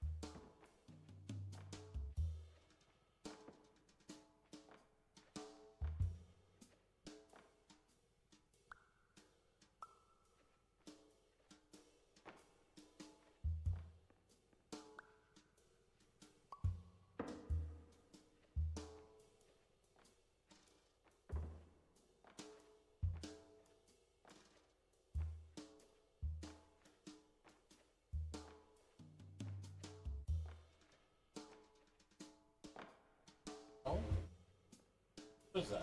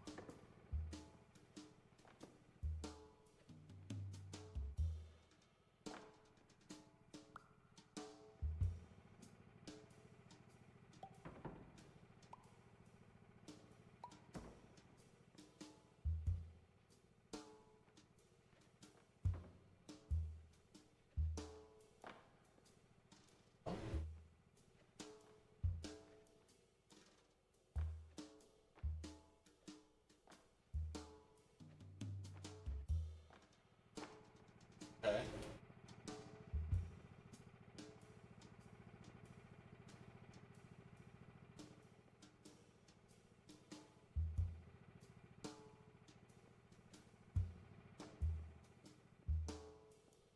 That it for this room, I guess?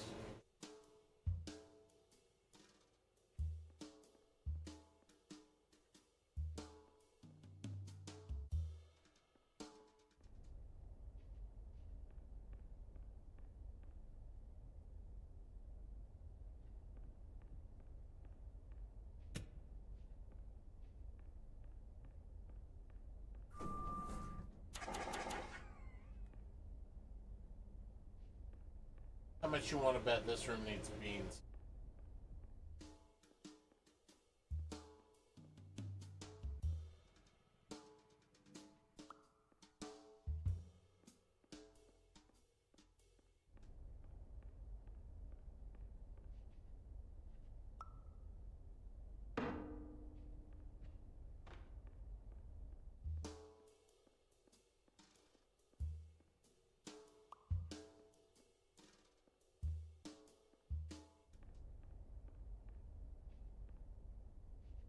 What?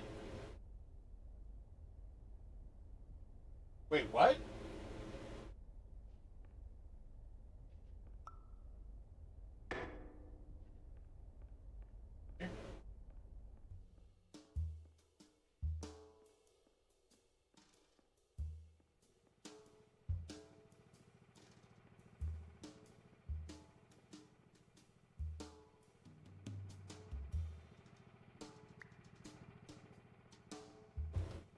Just spontaneously fall through the floor when I left?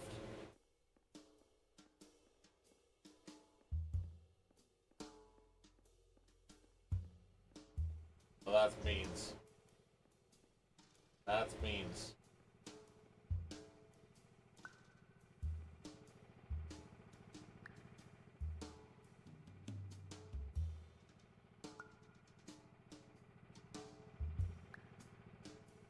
I see what I have to do.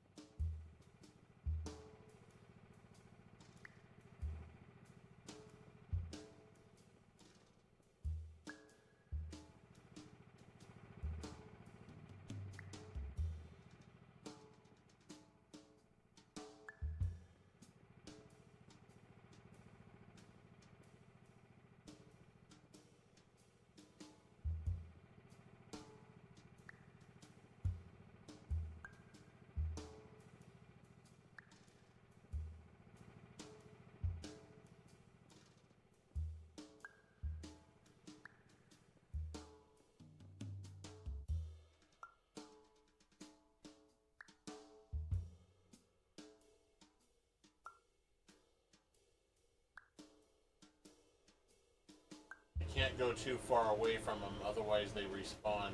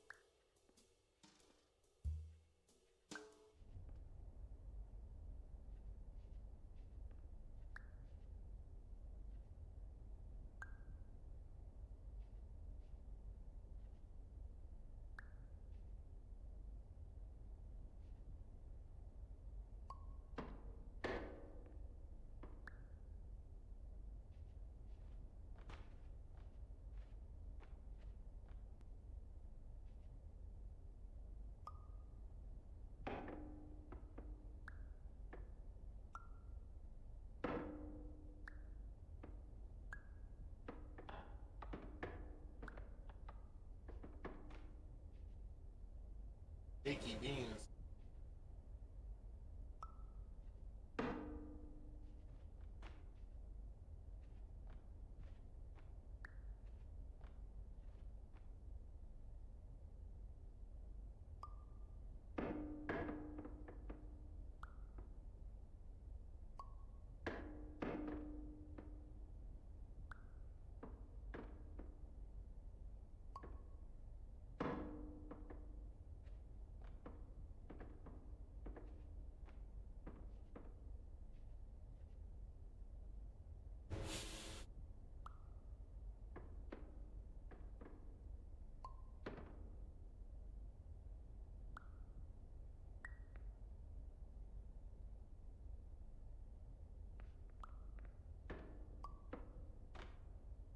Fuck.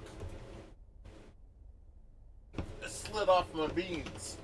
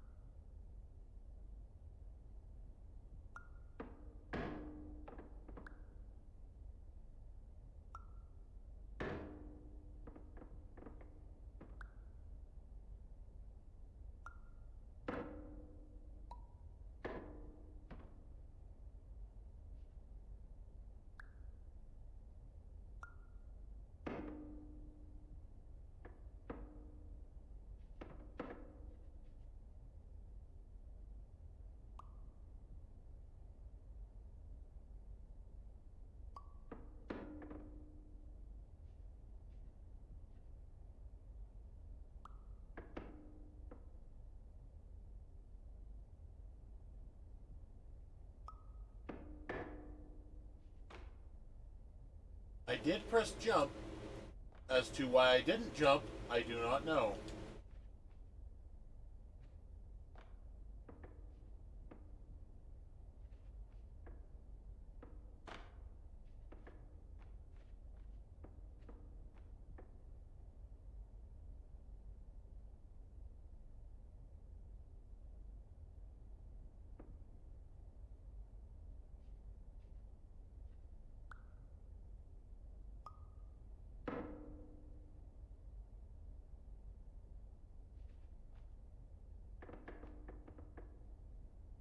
Okay, so I don't think there's a way to get to the top of the orange pipe. So hopefully there isn't a chest piece up there, because there doesn't seem to be a way up there with how wonky the physics are with these cans. Yeah, see that? Like, what the fuck is that?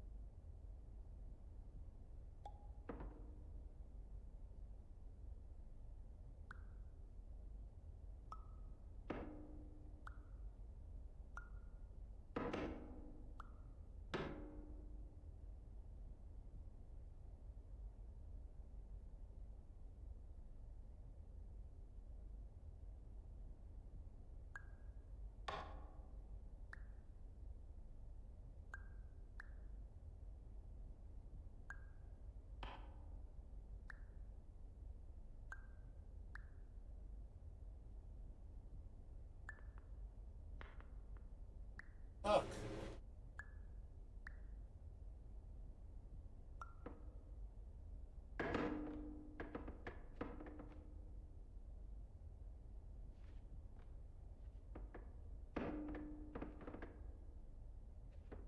Yeah, you can't even really stand on these things.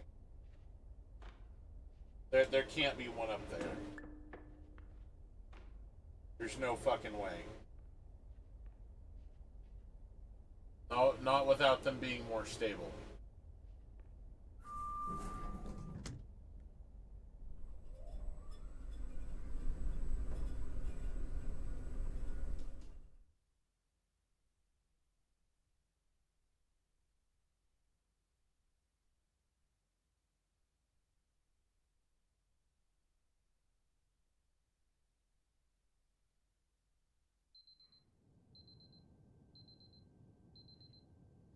We wanted to do a unique alarm clock for each level, but this is the only one that survived that idea.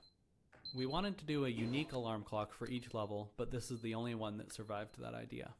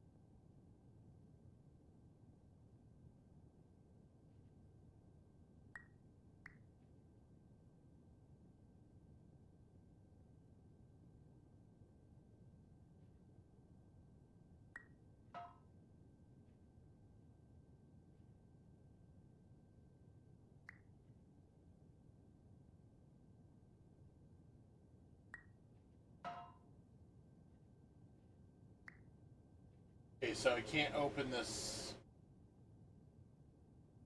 particular soda. There's not enough height.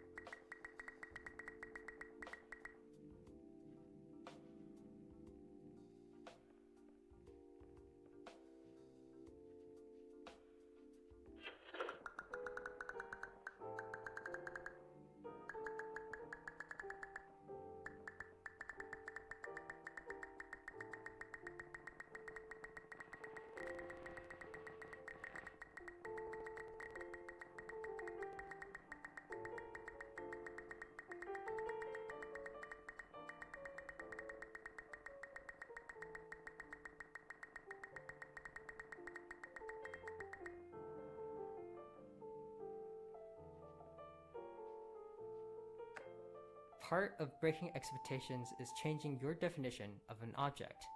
A door, which usually keeps people out, becomes a flight of stairs if it is cloned enough times.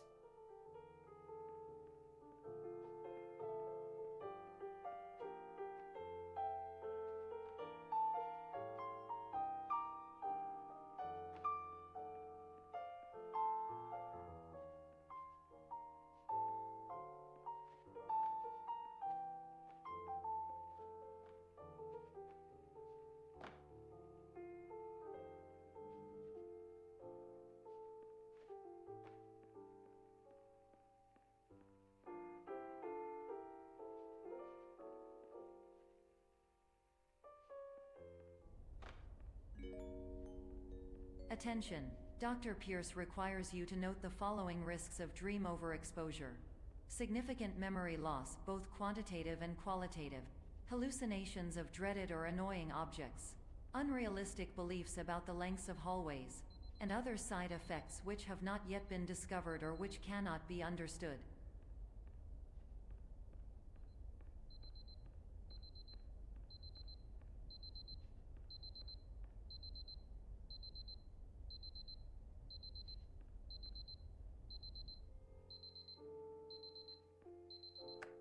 Yeah, so this right-click to return sign that I bet you didn't even notice is one of the most unread signs in the game.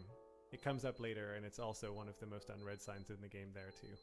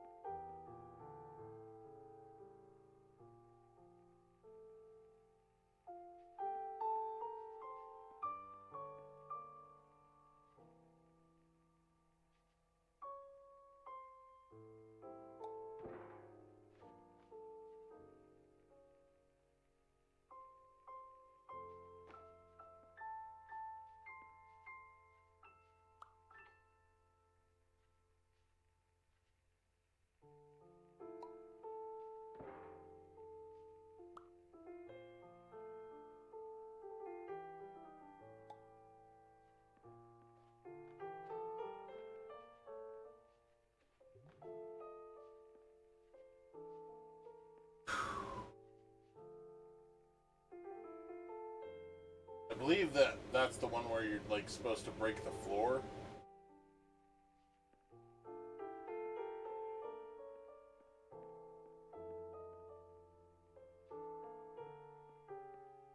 Okay, maybe not.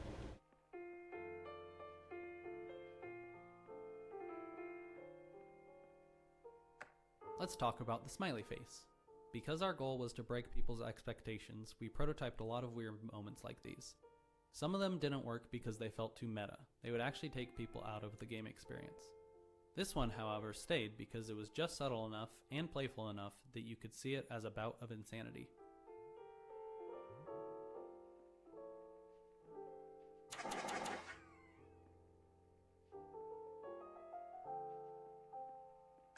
Aside from the core resizing mechanic, I think cloning the objects is one of the more immediately enjoyable mechanics that we put into the game. When we ran playtests, this one would always have people smiling.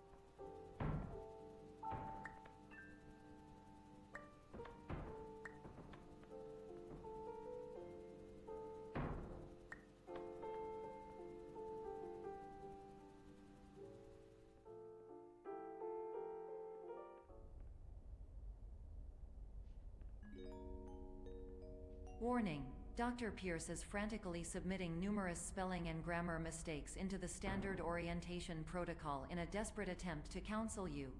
I have no subroutine to correct these errors, but I cannot compromise the integrity of the standard orientation protocol. You will not receive these messages. They would not make sense regardless.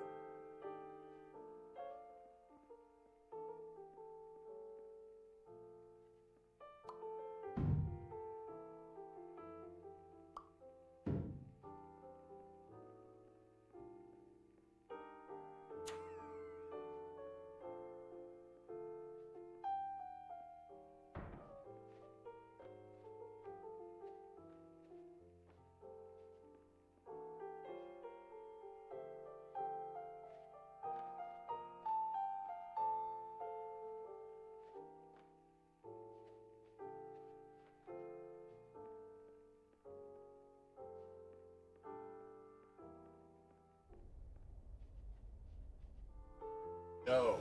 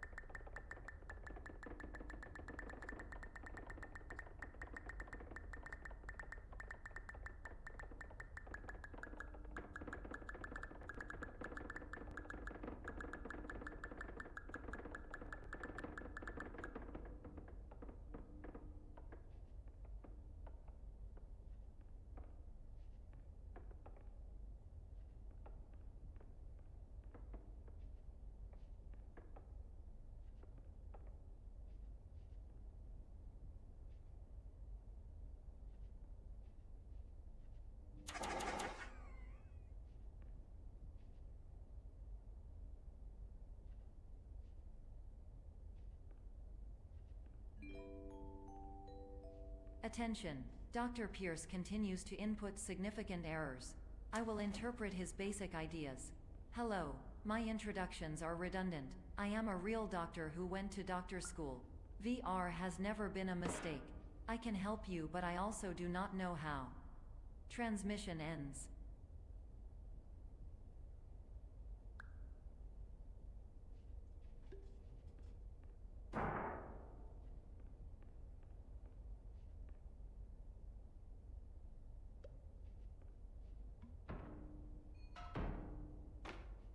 I'm not sure what happened there.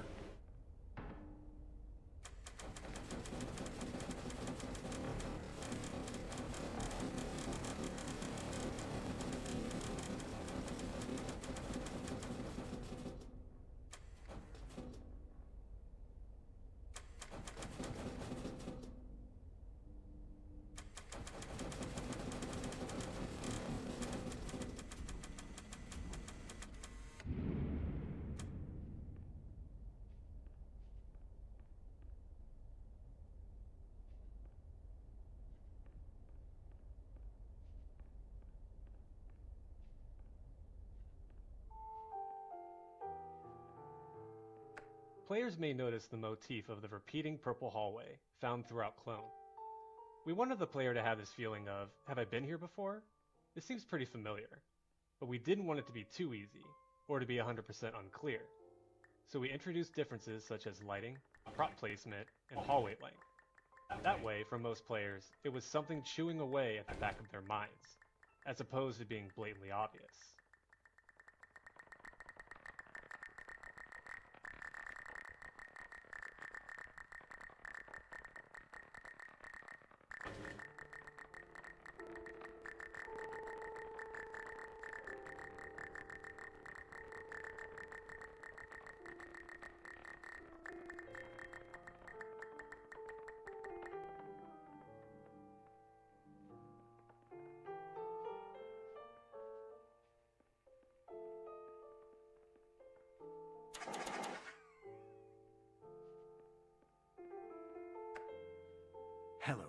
Name's my Pierce Dr. Glenn. To the Somnosculpt Welcome Experience, team of your care leader patient years 10 development. Conditions struggle you whatever with? Professional invention. Edge science with cutting, a tomorrow can bright. And buts, no ifs or, look good. Lots of credit here to Max Hoarth, who plays the role of Dr. Glenn Pierce, for really nailing this bizarre line in an impressively short number of takes. We were totally prepared to have him record the words in like their logical order and rearrange them after the fact, but his performance of doing it correctly, incorrectly, was phenomenal.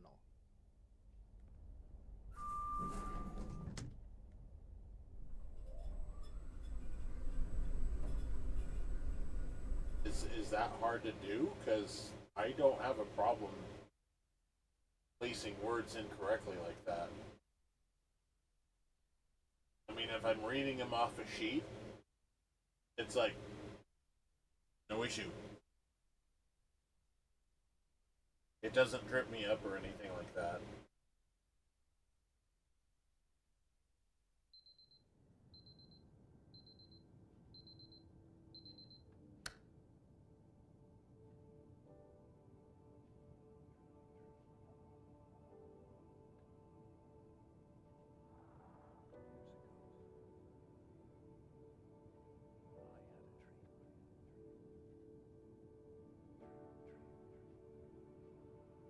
Why is that a little bit brighter? Oh, it's because the light from the next room's bleeding through.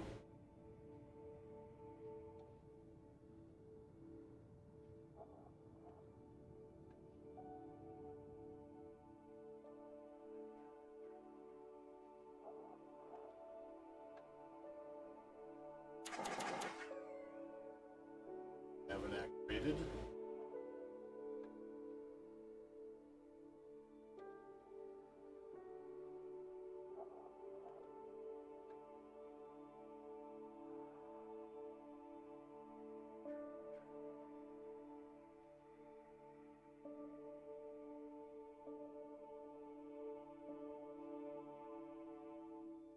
This room kind of happened by accident.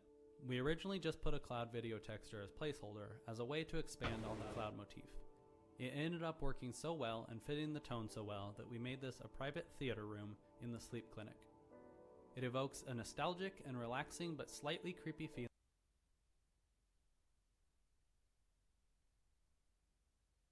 Great. ISP shat the bed again.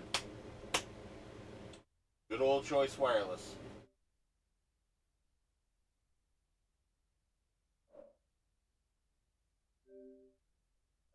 Completely closed the game. Didn't suspend it, completely fucked it.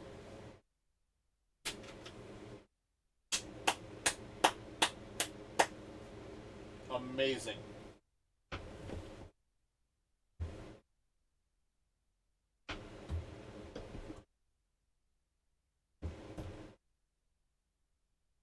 Jesus Christ, Choice Wireless, get your shitty pickles together.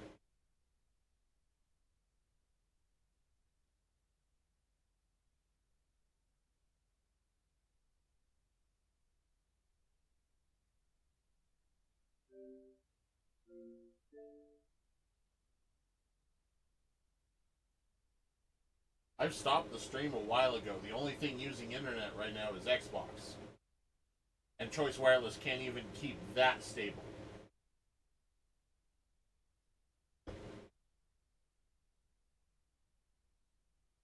Holy shit.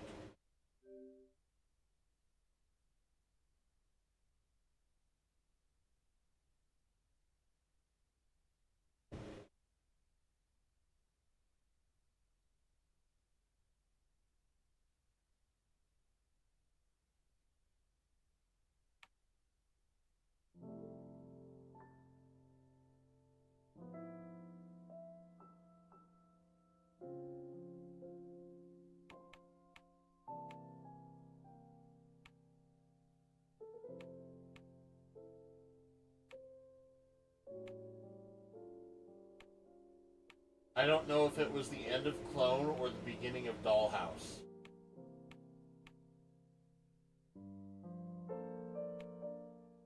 Let's hope it was the beginning of Dollhouse.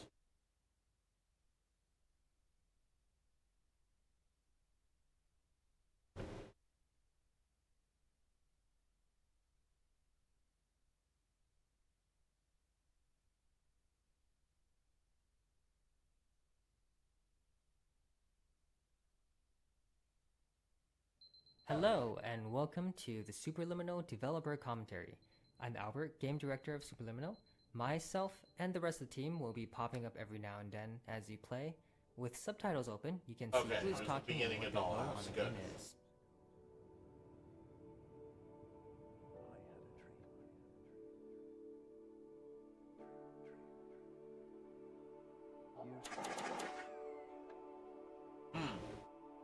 It did not save that.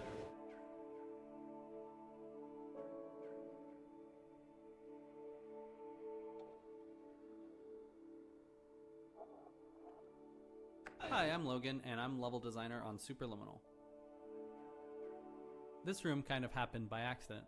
We originally just put a cloud video texture as placeholder as a way to expand on the cloud motif. It ended up working so well and fitting the tone so well that we made this a private theater room in the sleep clinic. It evokes a nostalgic and relaxing but slightly creepy feeling which seemed to fit the game perfectly.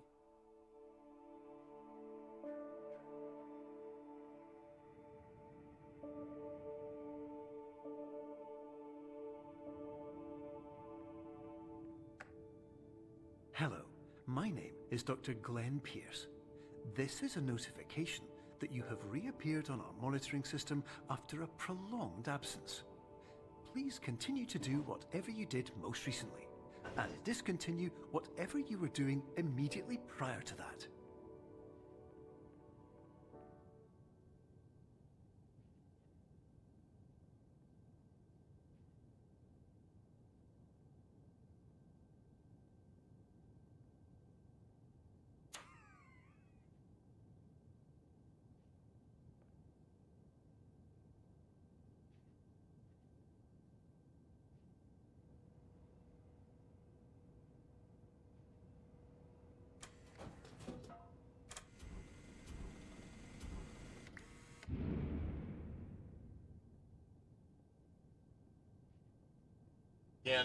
Wait, can I take this back to, theater room?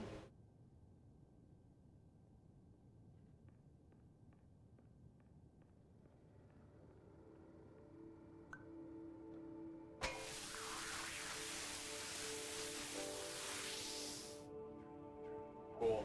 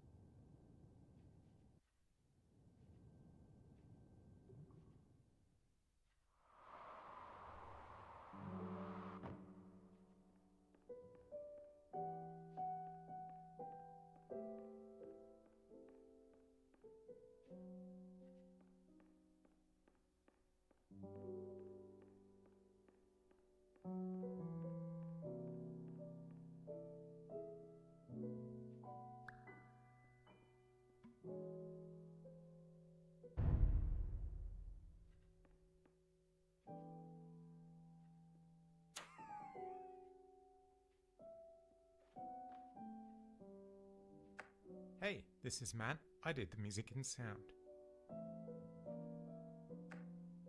The sound effects that probably took the most tweaking were definitely all associated with the resizable objects. For them, I had to make a collision matrix so that the sound of you dropping a box or a cube would smoothly change from its smallest to its largest size and anywhere in between.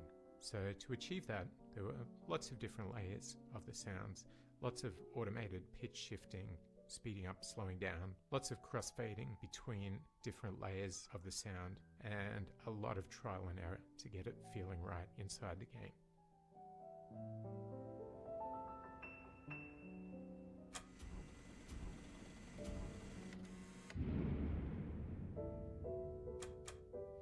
soda ejection.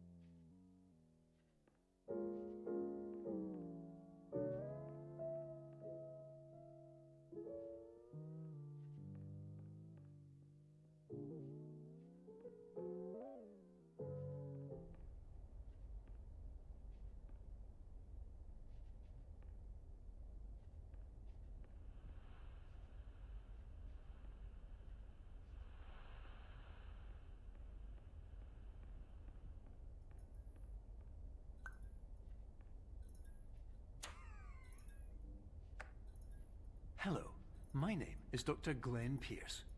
In addition to continuing and discontinuing as mentioned earlier, please also disregard any unsettling experiences that you may have recently had. Everything should have now reverted to being soothing and therapeutic. If this is not the case, you may be receiving this message in error.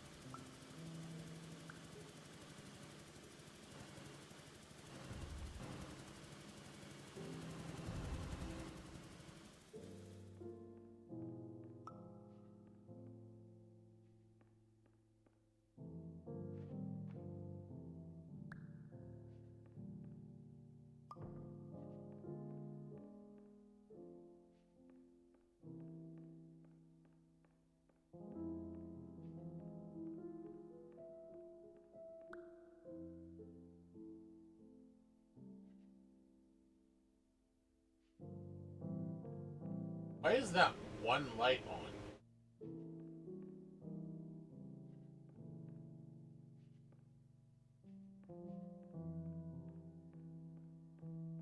Huh.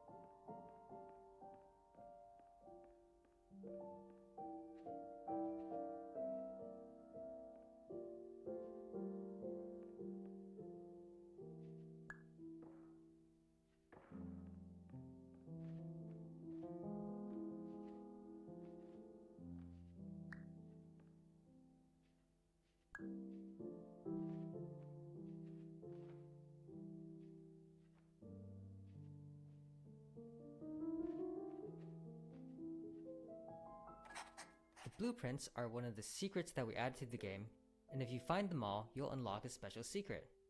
The diagrams are actually top-down, wireframe views of parts of the levels, and they're blue.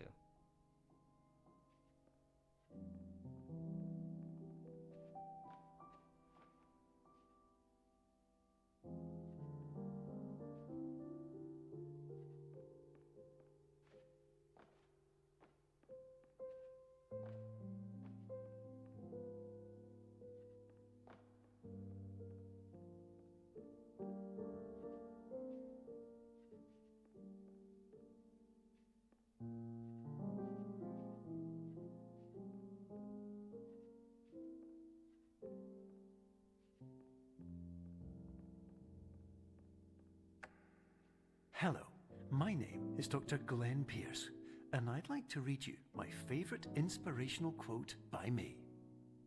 The worst thing you can do is focus on negativity. It won't spare you from the cage of death, the pain of disease, the cruelty of time, the cold shell of human nature, or the eventual loss of everything you've ever held dear. Whatever you do, don't focus on that.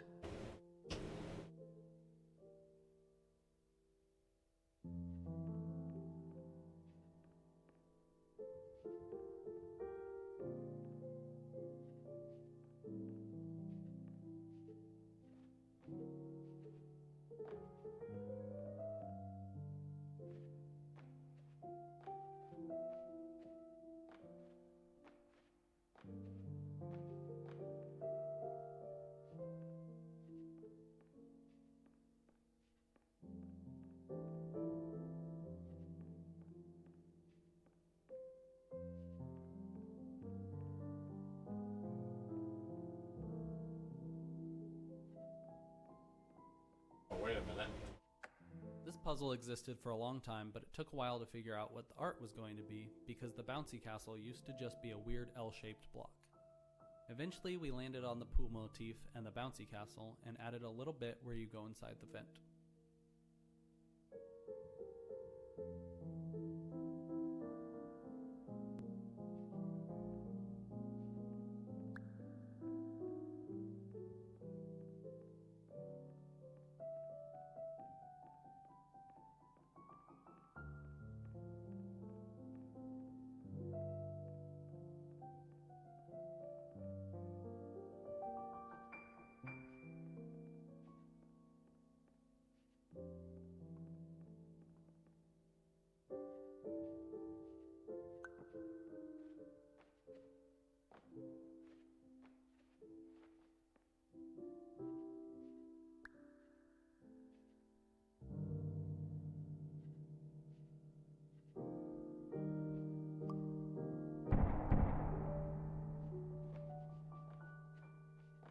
There has to be a blue chess piece somewhere in here.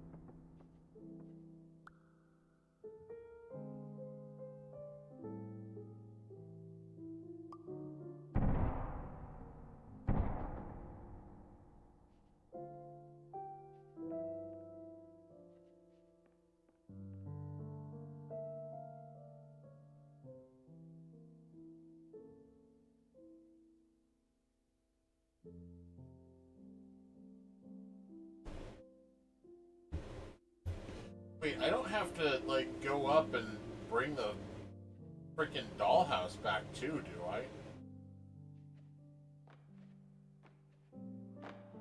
Oh, shit.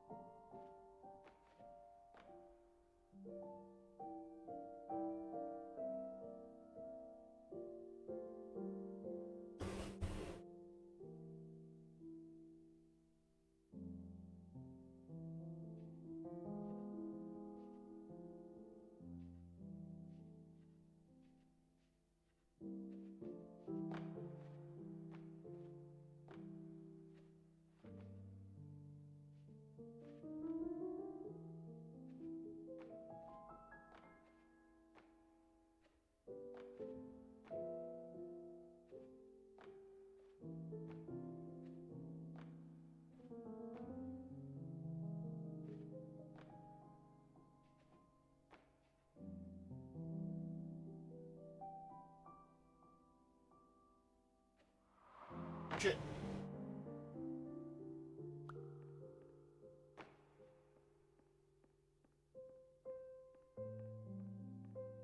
I don't think there's anything up there.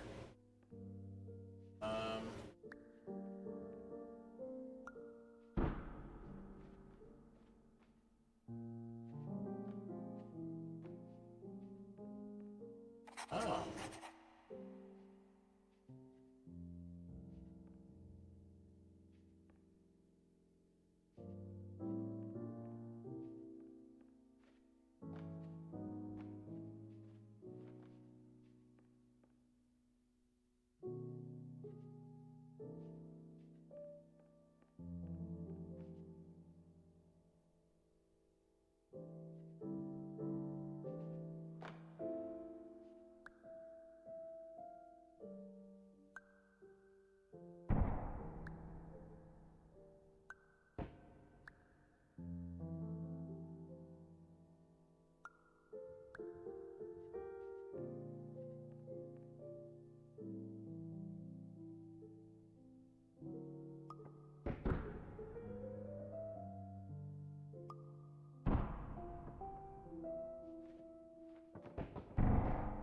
Whoa! Whoa!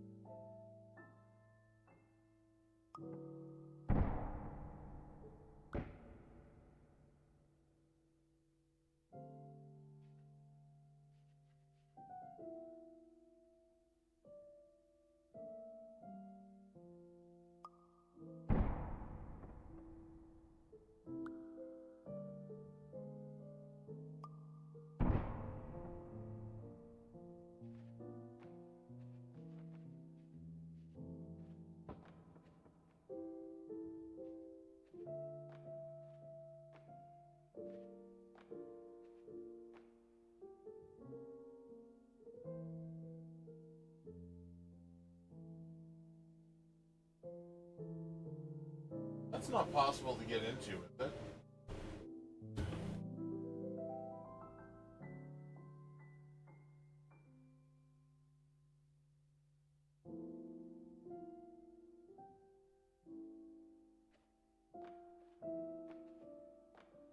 I don't see any light blue anywhere.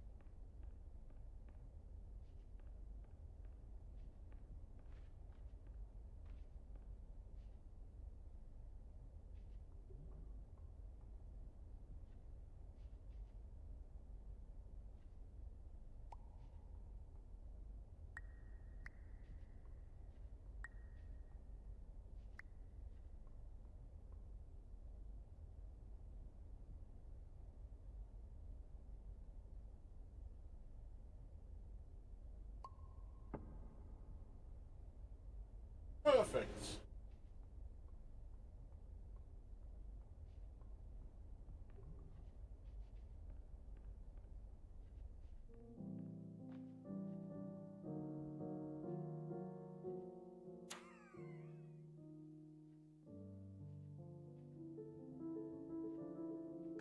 Because we have portals that you can resize, the player can freely change their own size. This actually created a design problem because you could never predict what size the player was supposed to be. And if we dynamically changed the size of the geometry later on in the level, things could break really easily. So instead, we added these portals, like this doorway over here, which changes size in order to resize you back to the normal scale of a human.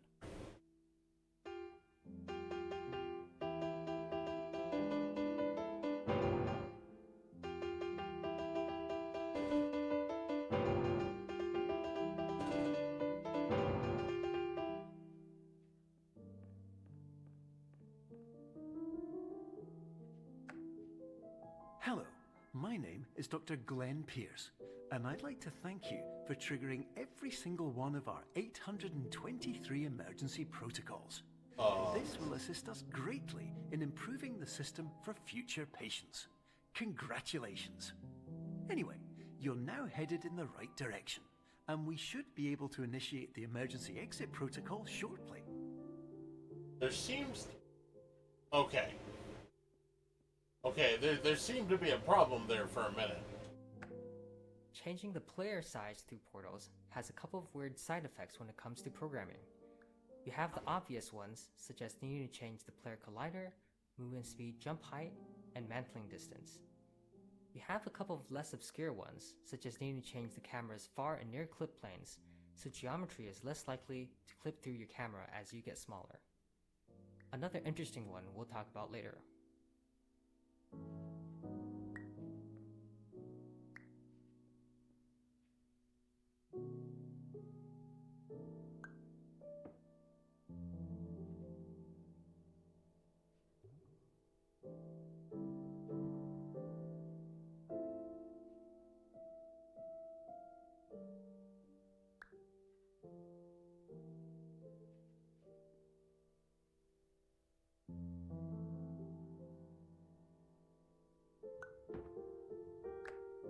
Another weird thing about player resizing is that gravity is actually constant across all sizes. So imagine you're in the perspective of an ant, and a giant shoe is coming down from the sky to step on you. That shoe in your mind might take a couple seconds, but in real life, it would be instant. Whatever size you are, large objects traveling through space should feel like they are moving slowly. So when we change the player size, we're actually also adjusting gravity in order to compensate for this as well. This is physically incorrect, but this feels better for the player. I always thought that the gravity in Superliminal for the player felt weird, especially during this part. So I'm not so sure about that.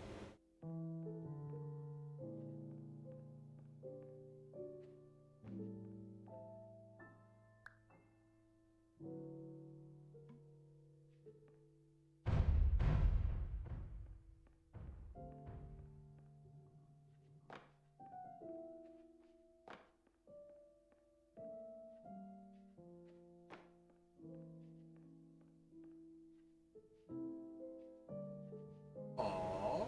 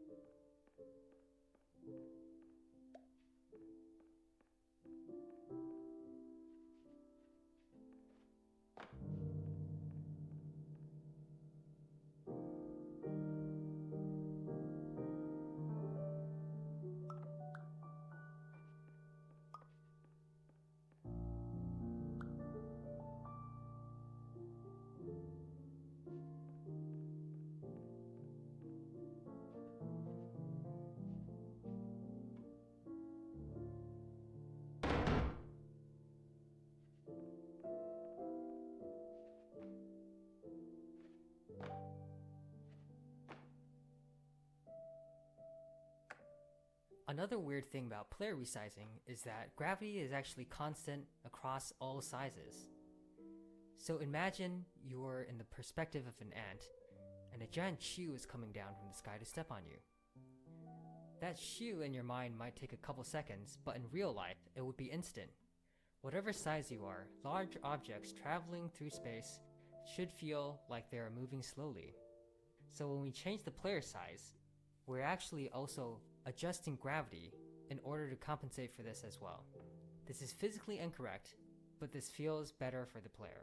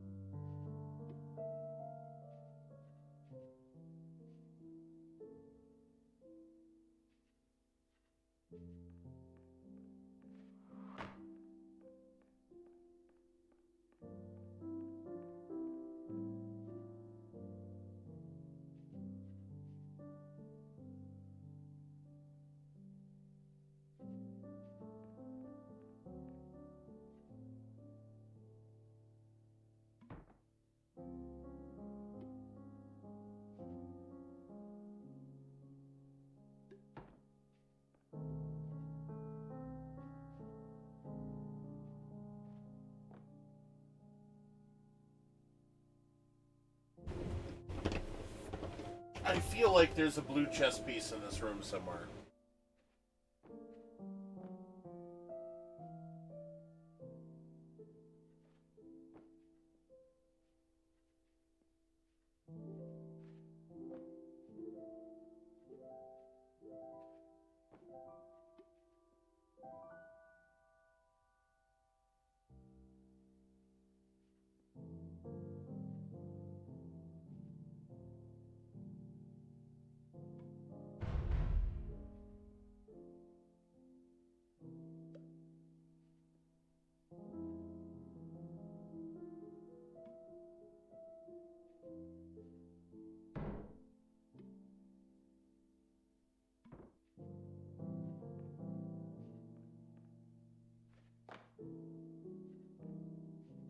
Oh.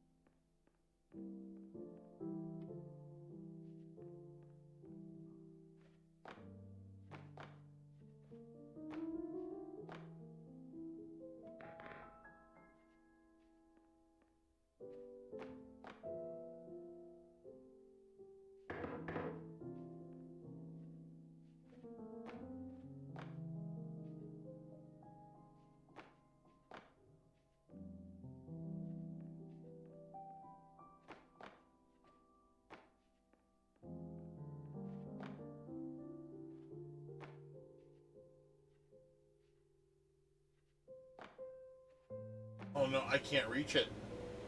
I can't change my size anymore. Oh shit. Oh shit.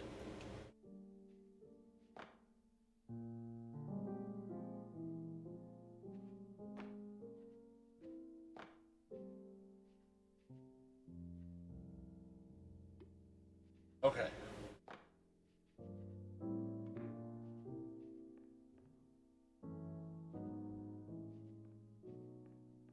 What do you mean? I freed it. What?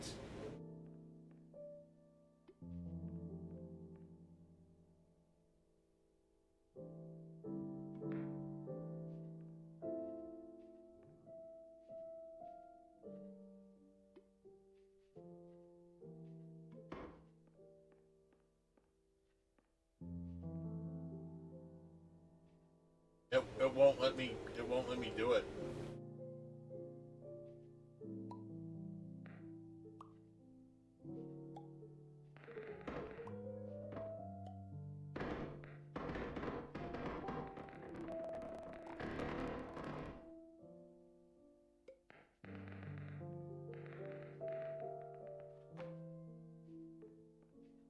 What the fuck?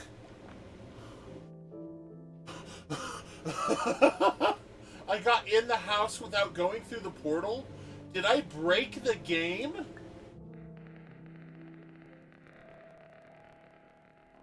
The dollhouse is gone. Oh wait, here it is.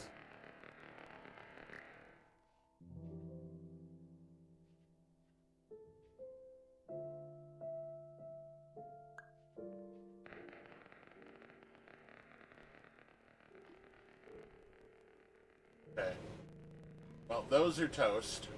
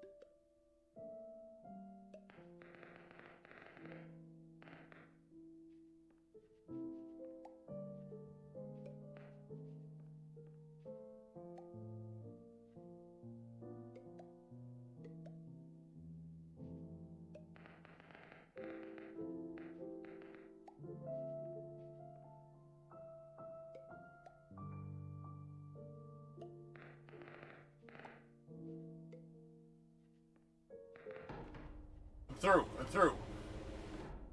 Oh my god. Wow. I broke the fucking... the resizing portals.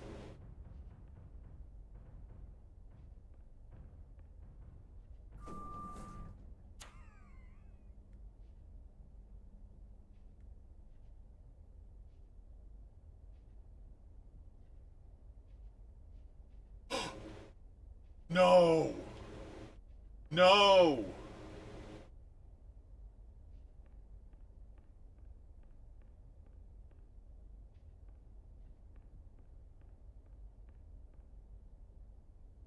Hi, my name is Ryan, and I was the principal artist on Superliminal. I can't leave either. So that's my cat. His name is Finn, and he's a good boy. And we only had a day or two left before finishing the game, and we needed to figure out I what have to kind of completely posters to redo put in this. our elevators. So I decided to have a little bit of fun with it, and this is by far my favorite, of course. The Cardboard Lovers Association also makes a nice little nod to the cardboard dollhouse.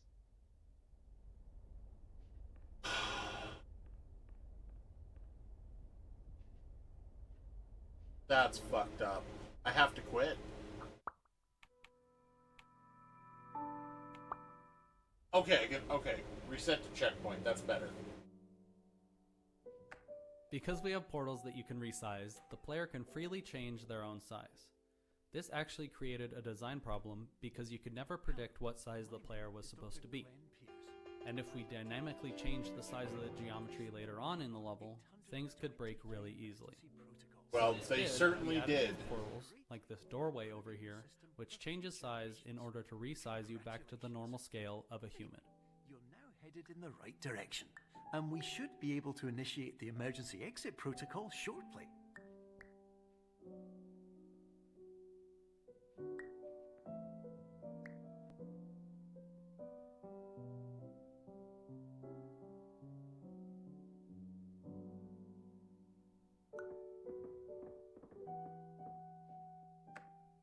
Changing the player size through portals has a couple of weird side effects when it comes to programming. You have the obvious ones, such as needing to change the player collider, movement speed, jump height, and mantling distance. You have a couple of less obscure ones, such as needing to change the camera's far and near clip planes, so geometry is less likely to clip through your camera as you get smaller. Another interesting one we'll talk about later.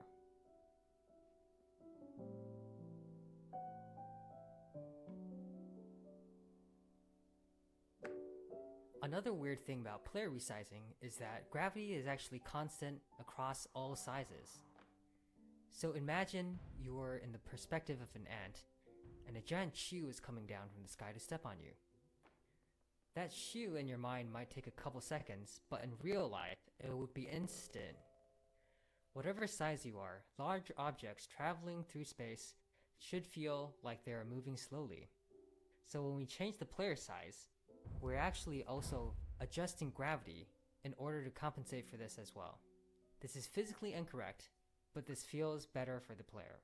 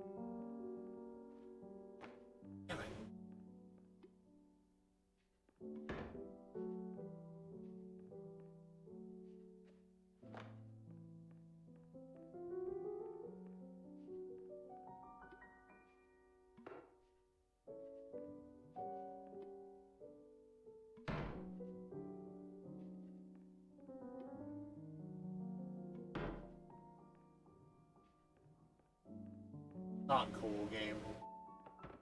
The portals don't work.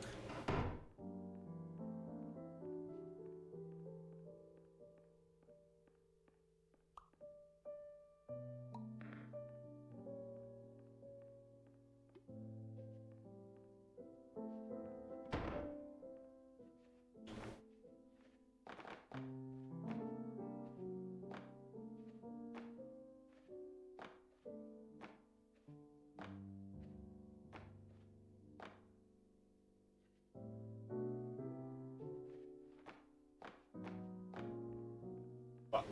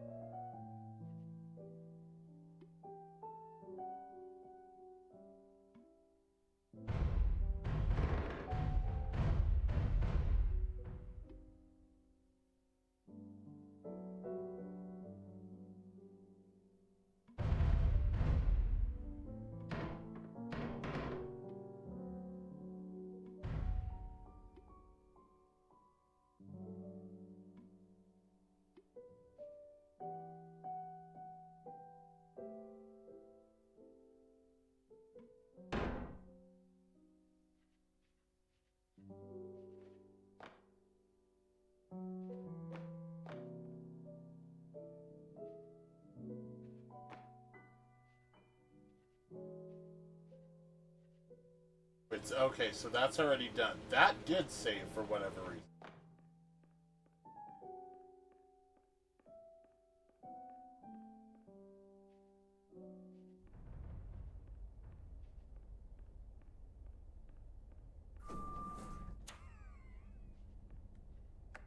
So that's my cat. His name is Finn, Okay. and he's a good boy. And we only had a day or two left before finishing the game, and we needed to figure out what kind of posters to put in our elevators. So I decided to have a little bit of fun with it, and this is by far my favorite, of course. The Cardboard Lovers Association also makes a nice little nod to the Cardboard Dollhouse.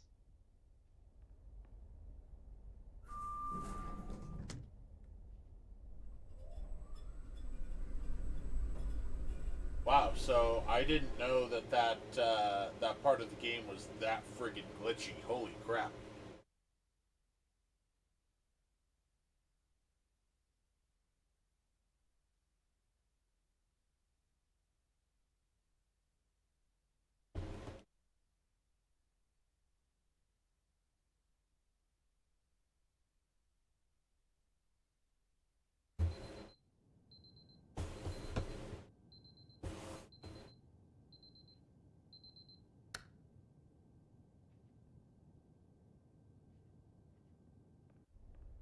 Hi, this is Will O'Neill, and I was the writer on Superliminal.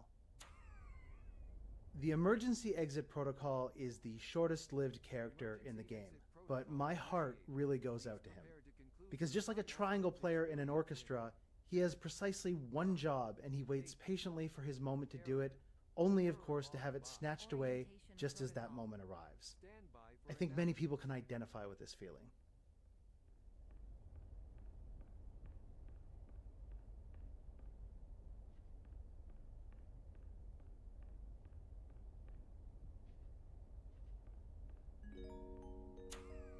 Error analysis complete. You are exhibiting signs consistent with an increase in fear, hopelessness, and frustration. This is inconceivable, as Somnasculpt therapy is proven to correlate with a decrease in these emotions.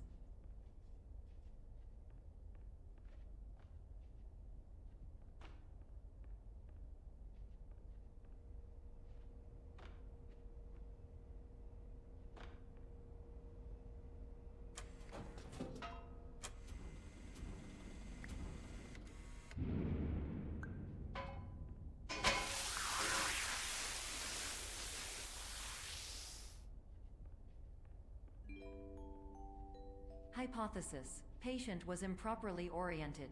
Conclusion: impossible. Reformulating.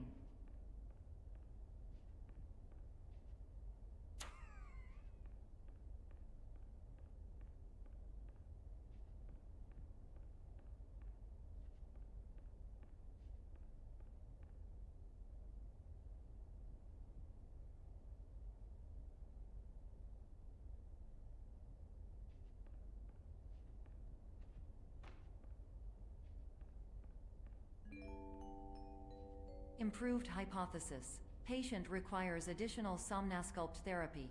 Conclusion: emergency exit protocol cannot proceed. Emergency exit protocol has been emergency destroyed. Instruction: continue with Somnasculpt therapy indefinitely on an independent basis, as all orientation resources have been exhausted. This concludes your standard orientation protocol. Goodbye.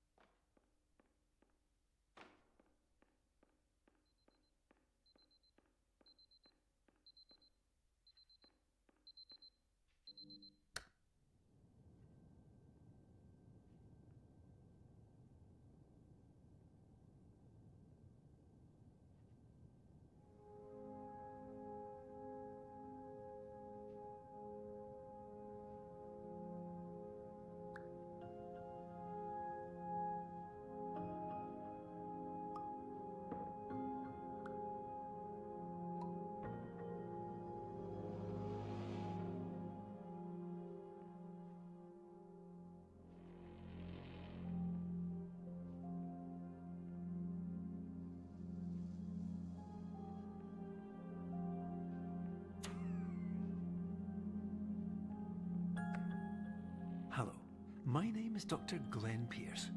Thank you for completing the Somnosculpt Standard Orientation Protocol. Before you begin the first phase of therapy, I'd like to briefly describe the finite and fragile nature of the dream state.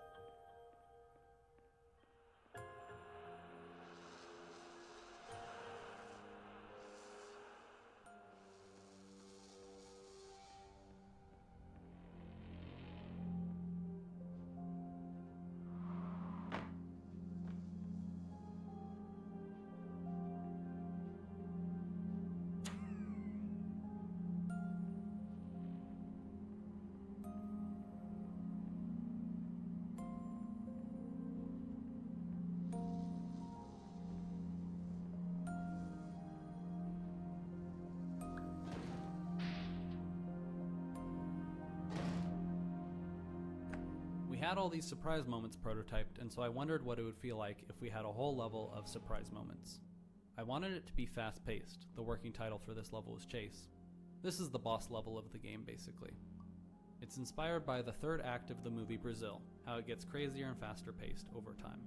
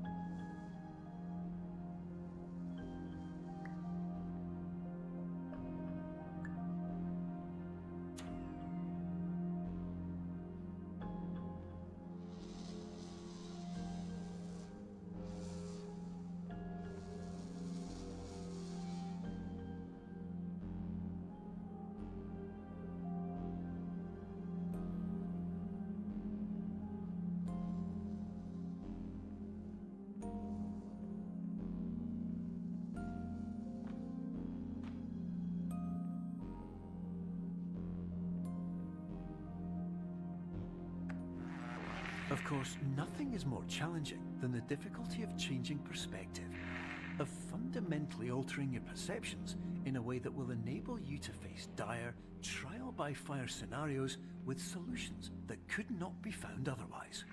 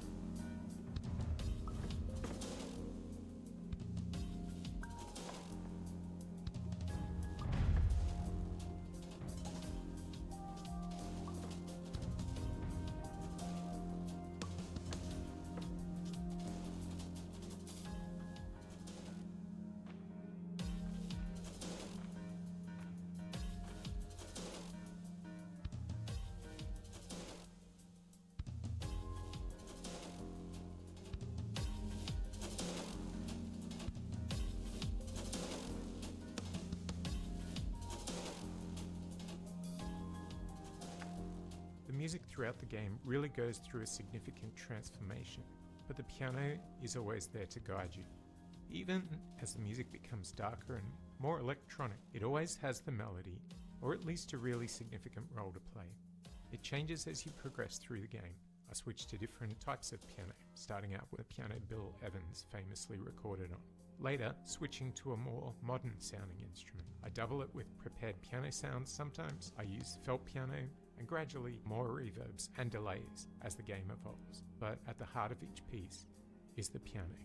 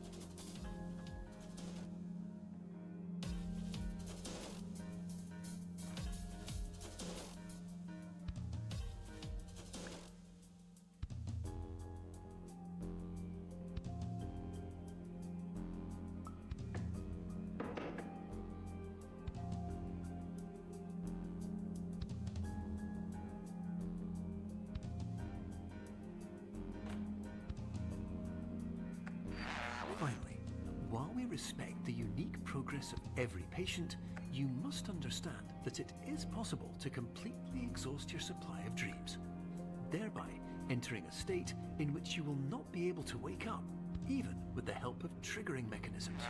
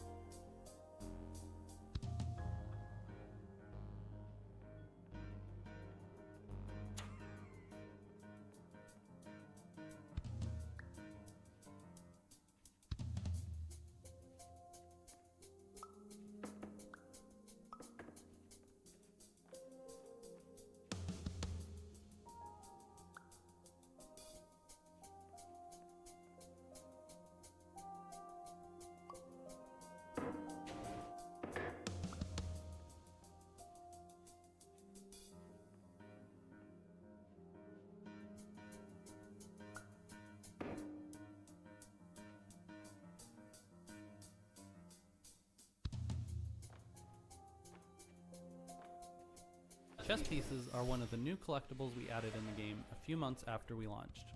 A lot of our puzzles are based on surprise rather than dexterity, so we decided to add these chess pieces that require expert use of the game mechanic in order to get.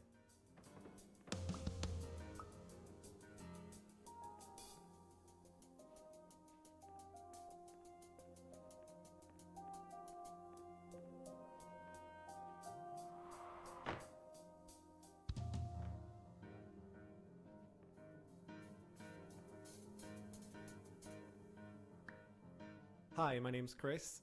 I was the producer and designer on Superliminal. I don't know why it is, but people really like finding gaps in the walls and crawling into them. For our trickiest hidden spaces in the game, we added literal Easter eggs for people to find, because that's what made sense at the time.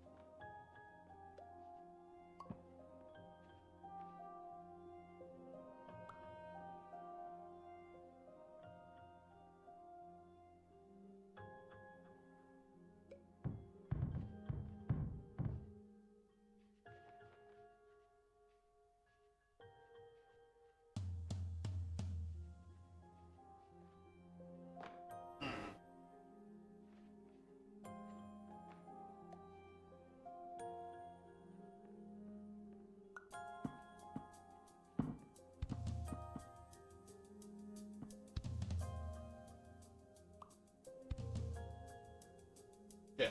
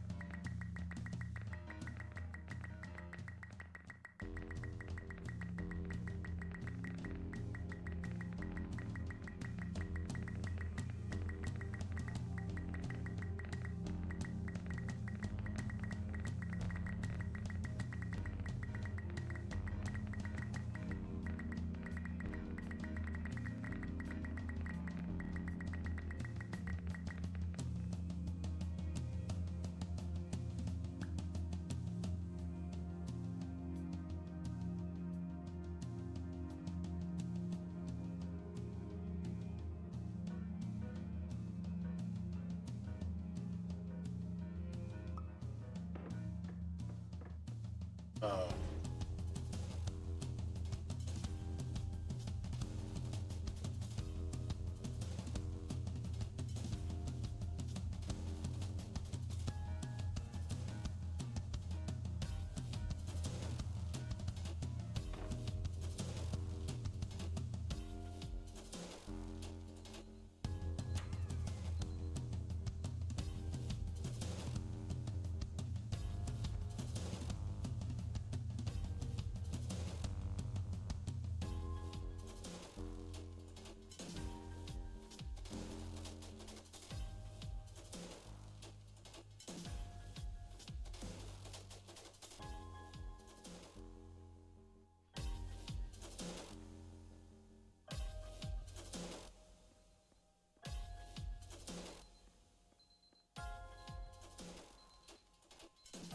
Hey, we're back here at the fuck the player room again.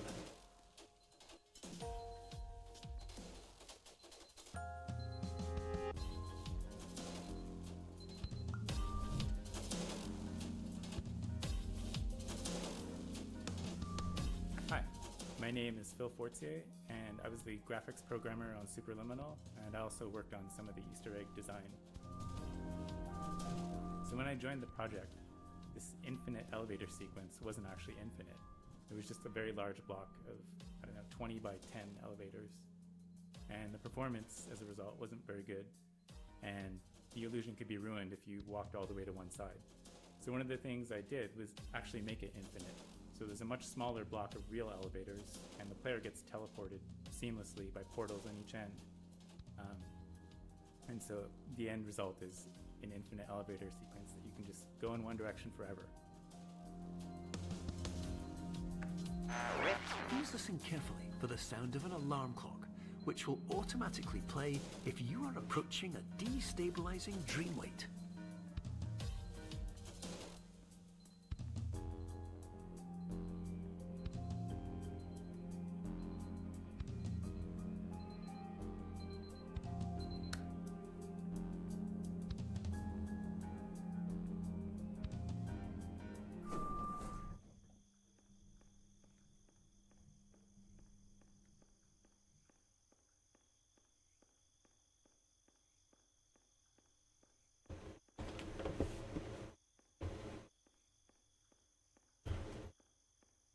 Bump into the walls a couple times.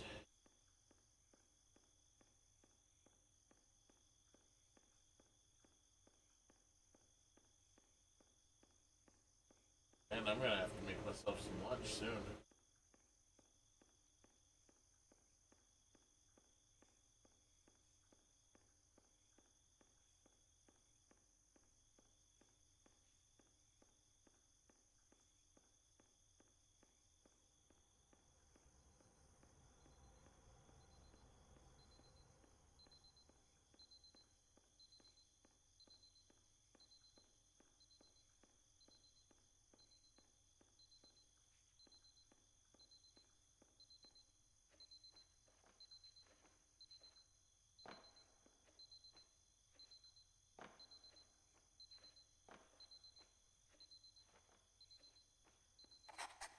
Thought that's what I saw. Rounded 2.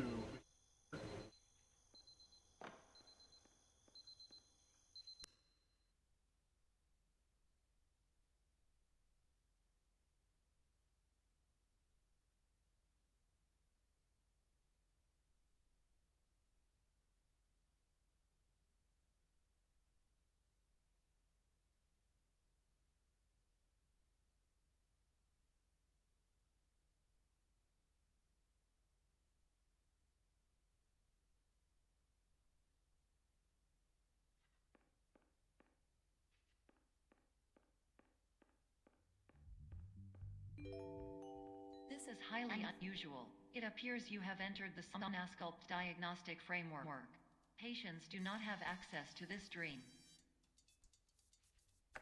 So coming up with the way to actually make the portal in a portal make sense for the player was a really tough problem. And we iterated on this for weeks with input from all different team members. So it was really a group effort. But it was important to get it right because this is one of the pivotal moments in the game.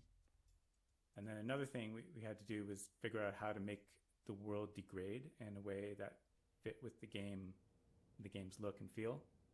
And one day while prototyping, I just happened to accidentally assign a light map texture to one of the walls in the room, and I really liked the way it looked. Light map textures are textures generated by the engine offline to help with realistic lighting. So anyway, we ended up using this. So when the world degrades, the shafts of light breaking through the walls into the rooms, and that effect is actually driven by a light map texture from one of the other levels.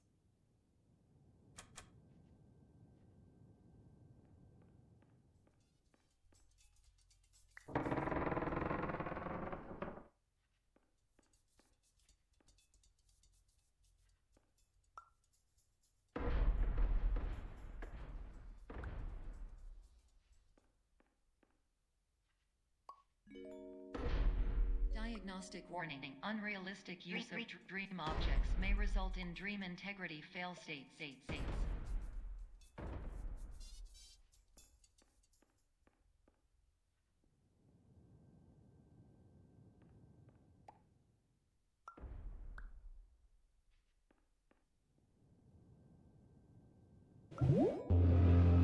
Please paradox from creating any refrains. Explosive dream overload may result. Please paradox overload.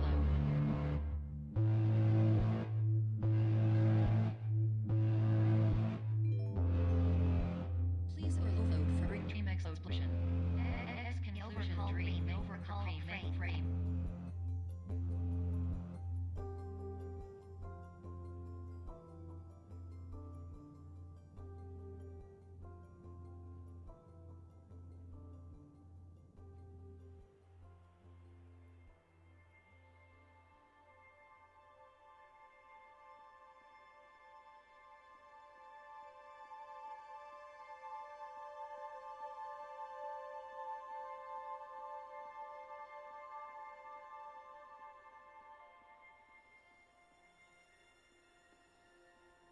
This spatio-temporal moment of wonder is brought to you by the very long but invisible rectangular portals tucked behind these empty windows, looking out into other parts of the level you may soon travel to.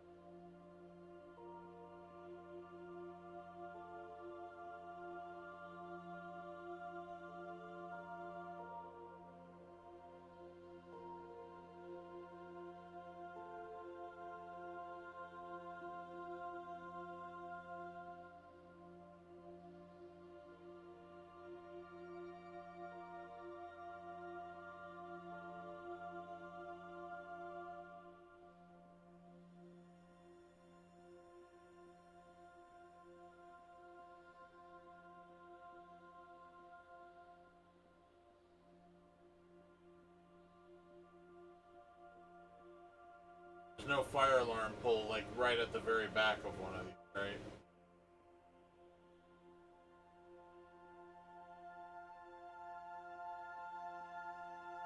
Okay. I don't think they expected the player to go that far either. So that's 3 times I've outsmarted the devs on this playthrough alone.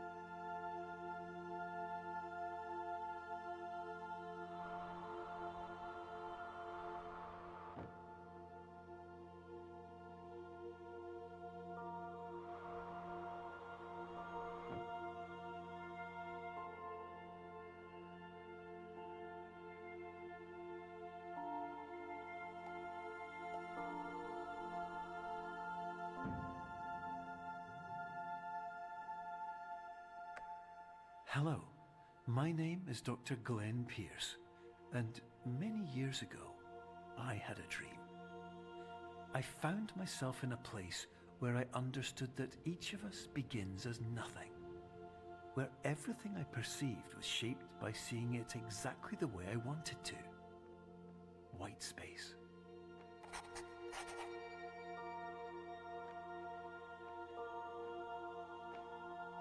I'm still missing a blueprint somewhere.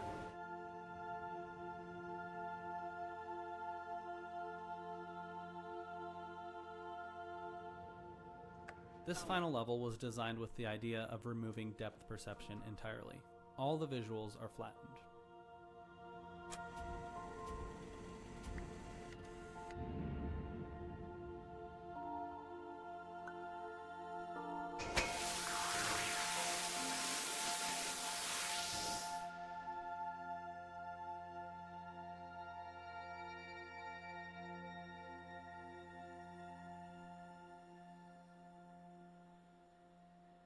I'm still missing a blueprint. I'm still missing soda.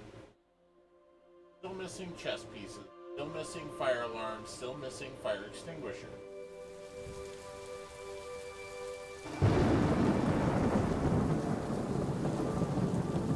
I see multiple playthroughs incoming for these collectibles.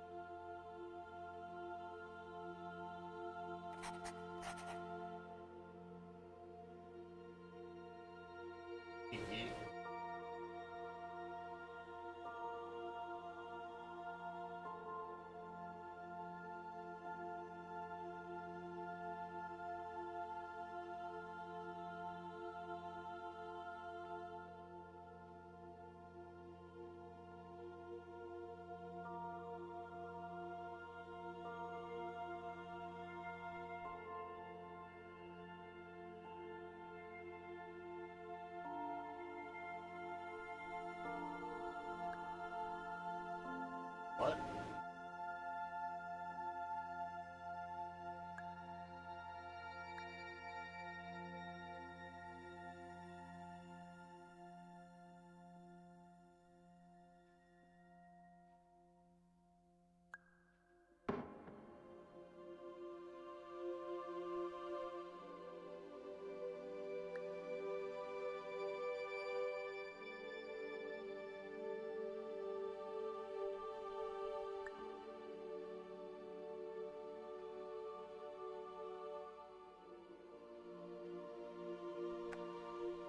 But in white space, I also faced the greatest challenge I could imagine. Because with a lifetime of life itself behind me, and all of the weight that it carried, I realized that seeing things the way I wanted to was not as easy as it used to be.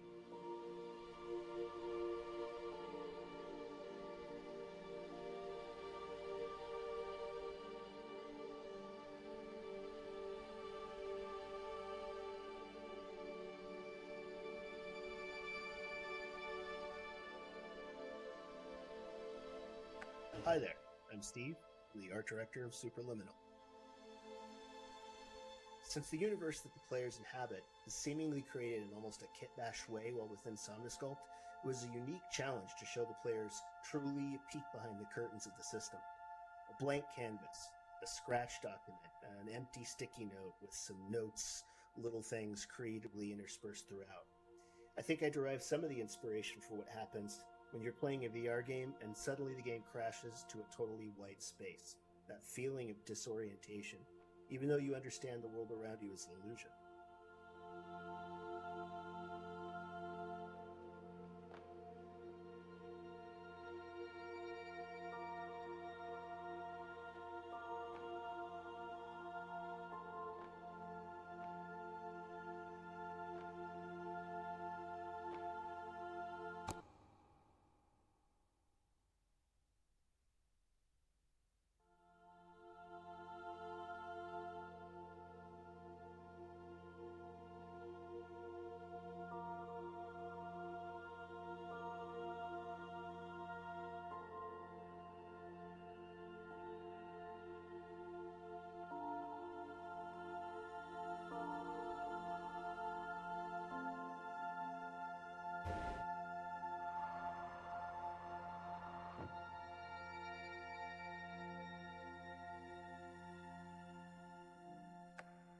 Negative space is another concept related to changing expectations and changing your perceptions of an object.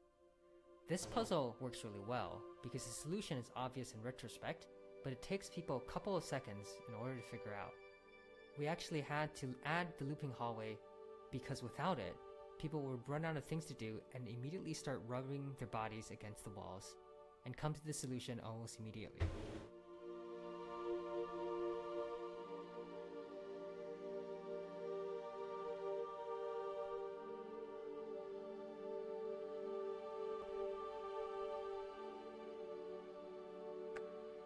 You're well beyond dreaming now, and further out than anyone has ever come back from. But we hope that you won't get discouraged. After all, if this is a place of pure perspective, isn't it also a place where a different point of view could make anything possible? Isn't that why you came here?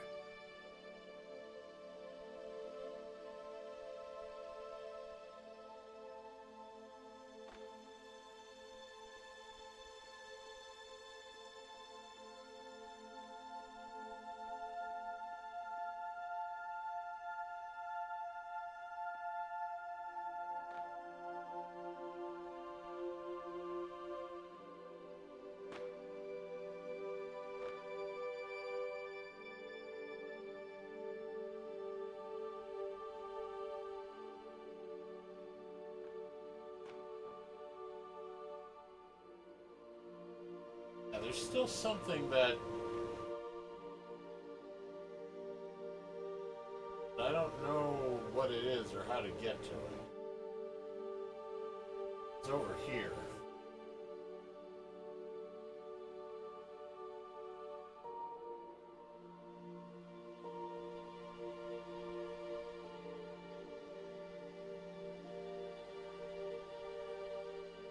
What is that red thing?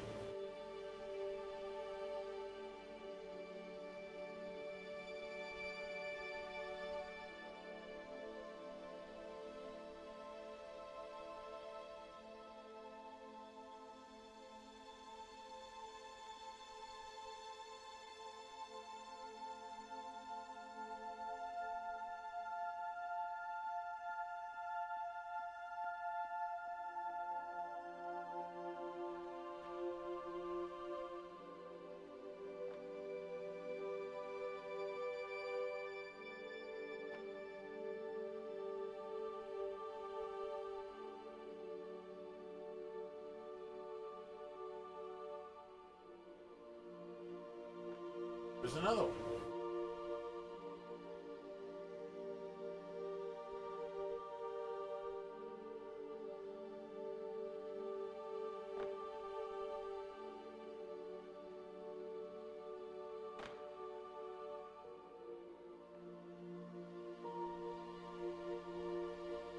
Now, there doesn't really seem to be any way to it, though.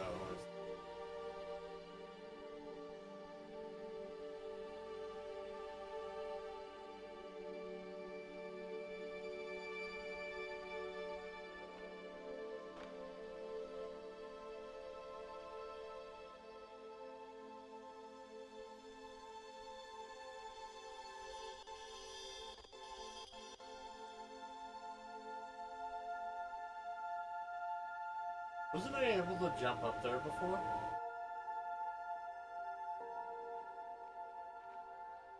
Yeah, okay.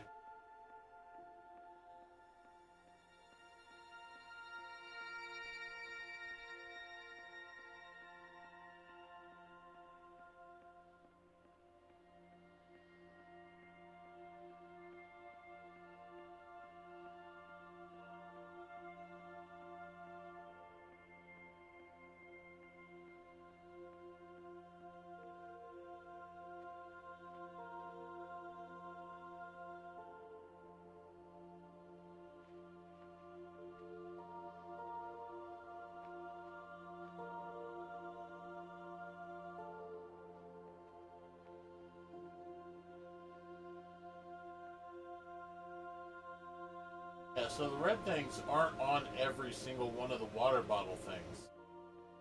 So...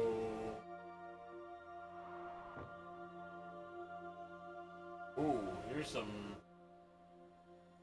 little extra sharp geometry for this location.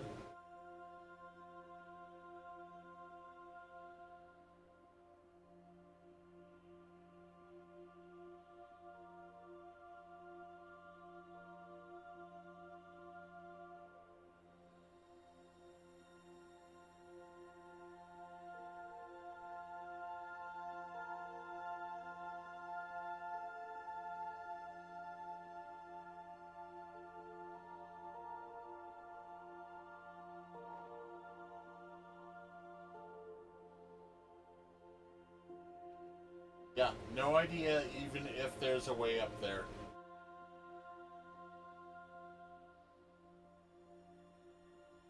Unless you can walk up this water dispenser.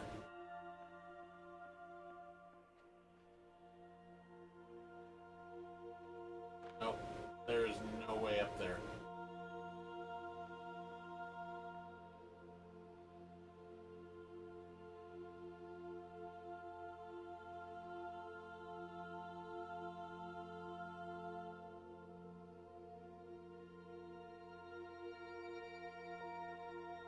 Wait. Wait. There's a way up there.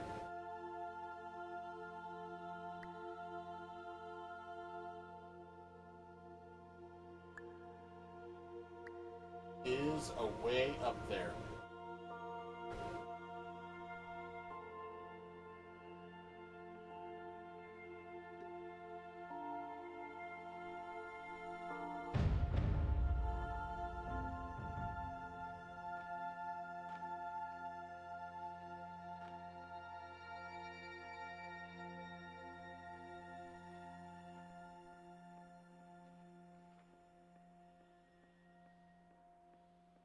So what the hell is this?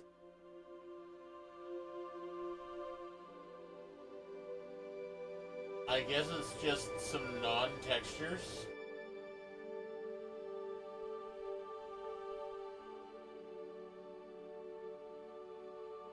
Textures that weren't properly painted white. I guess that's all those are. I thought I may have actually found something. I guess it's just developer error.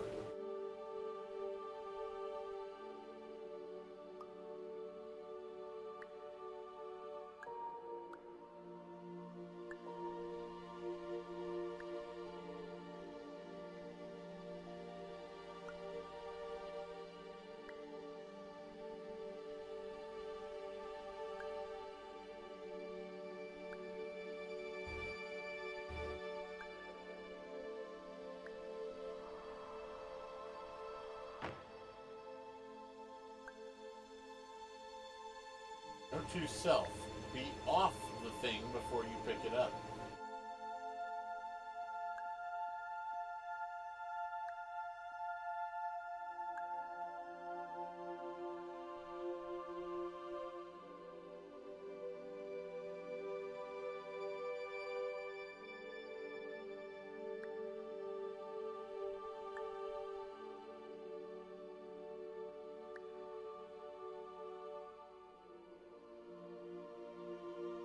That's interesting, because I came through the door, so why is there...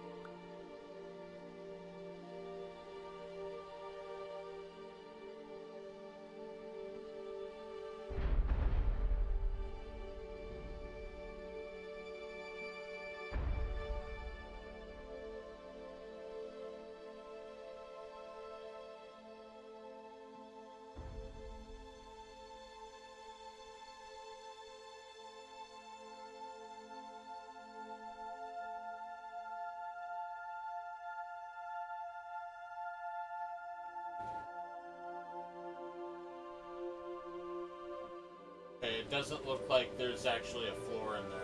I think it's just a shaft.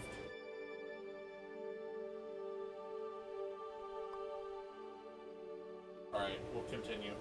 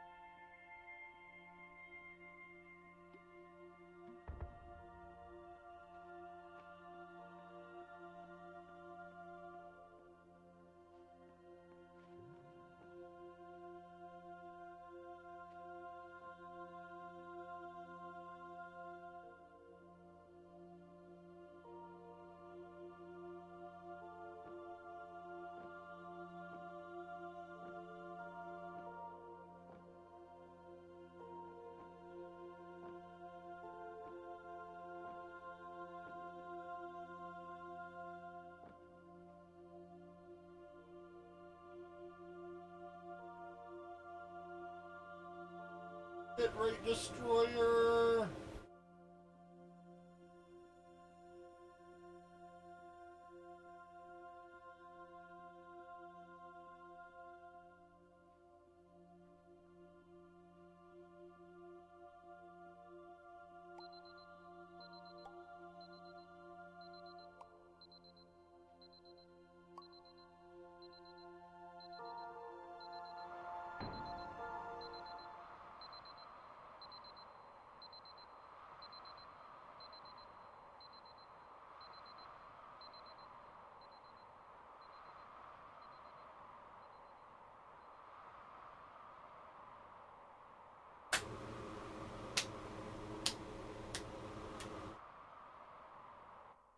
Okay, okay. I thought I glitched it.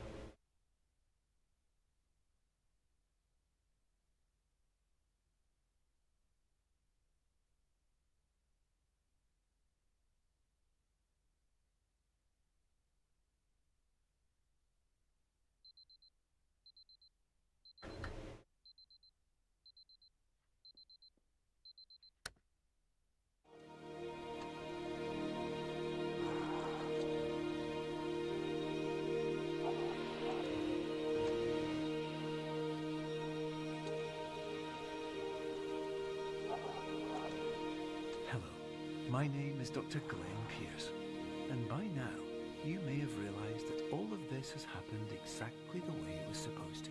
This last section was something that Logan and I worked together on for a really long time. When I first saw it, I had this great feeling for how it could be like a really nice, impactful moment. And so I got this really kind of awe-inspiring, inspirational music to put behind it, and Logan absolutely hated it. I stuck to my guns and asked him to stick with it for a while and play it for a couple of days, a couple of weeks, and see how things went. And he ended up totally coming around to my side of thinking. Initially, we were unsure if we went for this kind of pure feeling that it would just be really hokey. And I ended up reading this essay on television written by David Foster Wallace. And it really kind of encouraged me to kind of get over that sort of postmodern, too cool for anything aesthetic, and to just really go gung-ho into sort of rewarding you for ending the game by giving you something really nice. This level was created early on. I liked the idea of giving the player some time to think about their journey rather than ending the game immediately, and I knew film-like cuts would be perfect for revisiting their experience through the game. Chris initially suggested a song for reference, and at first I hated it. I kept listening to it though, and eventually grew to love the song. Matt came up with a track that is even better than the reference material, and it fit perfectly. Your life will always be a struggle, and you will always have problems. But today, you have the chance to see things differently. Yeah, but I couldn't do with a few less fucking That problems. seemed impossible at first. You thought outside the box, and you overcame them. Because you saw things from every angle, you understood them for what they really were. Because you kept moving forward, no matter how far off the path you were told you were headed, or how unexpected it became, you found your way.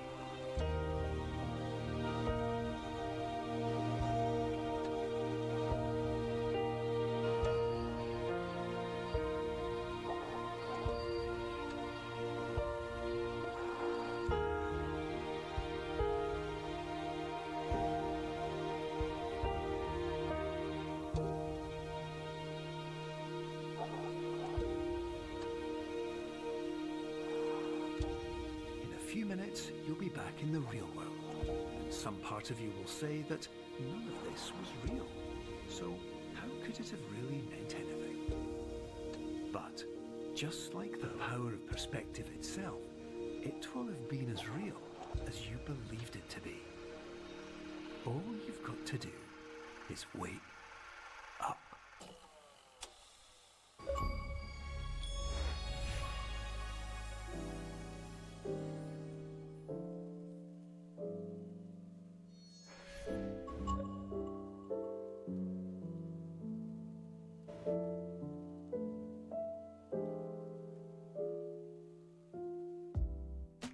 That's it. That's the game. Yeah, and thanks for listening all the way through. If you did that. Thank you for exploring our dreamy environments. I love you. Models, textures, avocados, let's see, materials, rubber duck, apples. I think that's all of the art. And thanks for enjoying the music and sound. And the writing. And the code that holds everything together.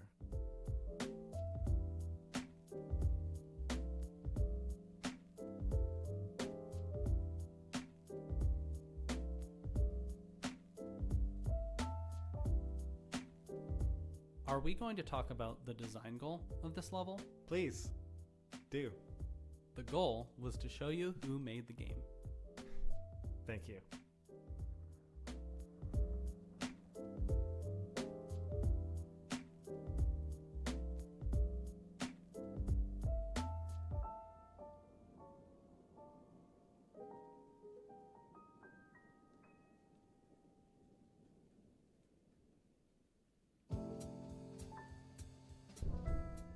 Hello, hello, hello, hello, hello. Warning, the average adult can only withstand 3 to 5 hellos per night. Absolutely.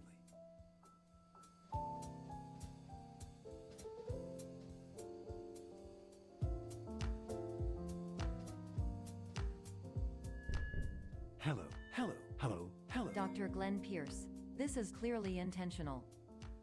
Why do I feel like everything is going wrong? Noted, Dr. Pierce.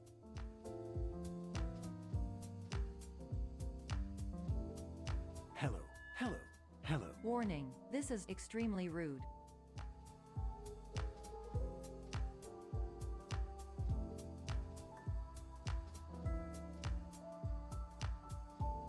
Hello, my name is. Insignificant.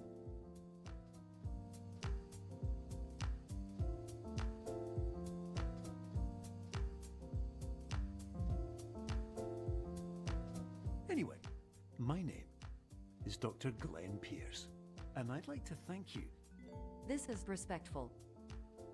because you saw things from every angle. You found your way.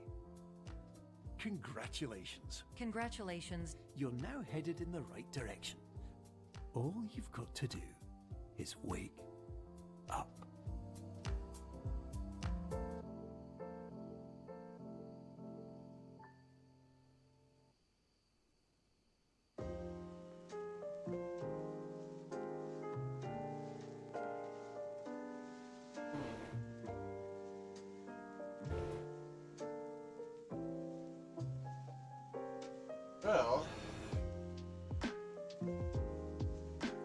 still didn't find all of a single type of collectible yet.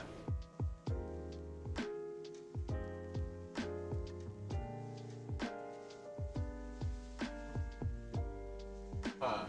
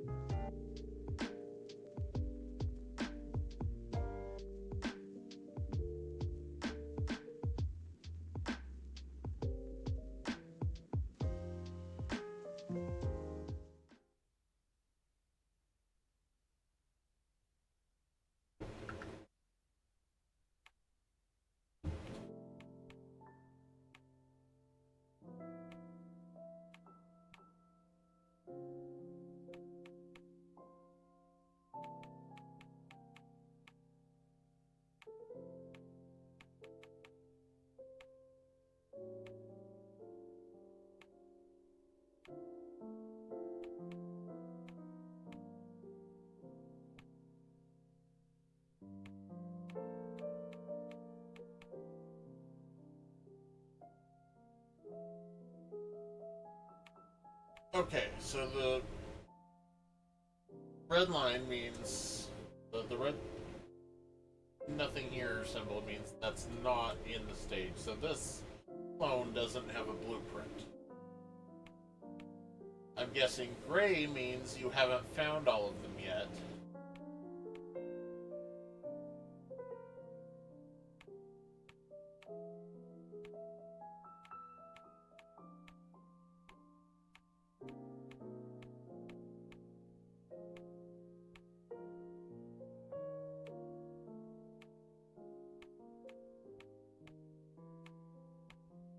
I'm missing a firearm in Labyrinth. Fire alarm in Labyrinth.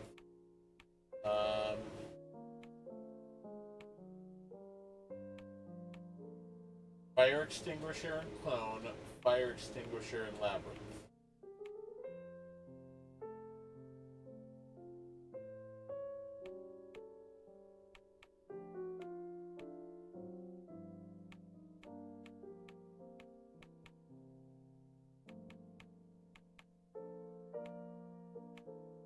Chess piece in Optical, chess piece in Cubism, chess piece in Clone, chess piece in Dollhouse, chess piece in White Space.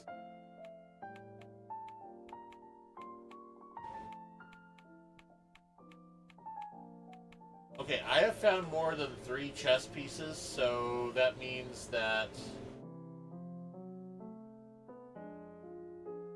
there's multiple. Well, yeah, because of the fire alarms. Yeah, okay, okay. There wouldn't just be one fire alarm in each stage. No, no, no. So I'm missing blueprint in induction, blueprint in cubism, blueprint in labyrinth. Labyrinth is where I've missed most of the stuff.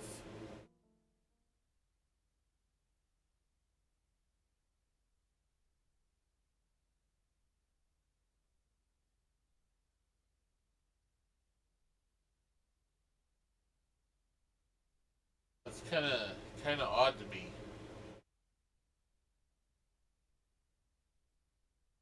But I found the chess pieces.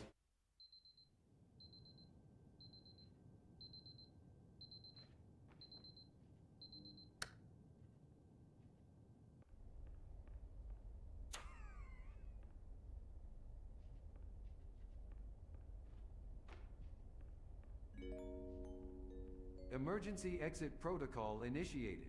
Please prepare to conclude your Somnasculpt experience in 10, 9, 8. Error. Error logged by. Orientation protocol. Stand by for analysis. Fire extinguisher, fire alarm, and blueprint.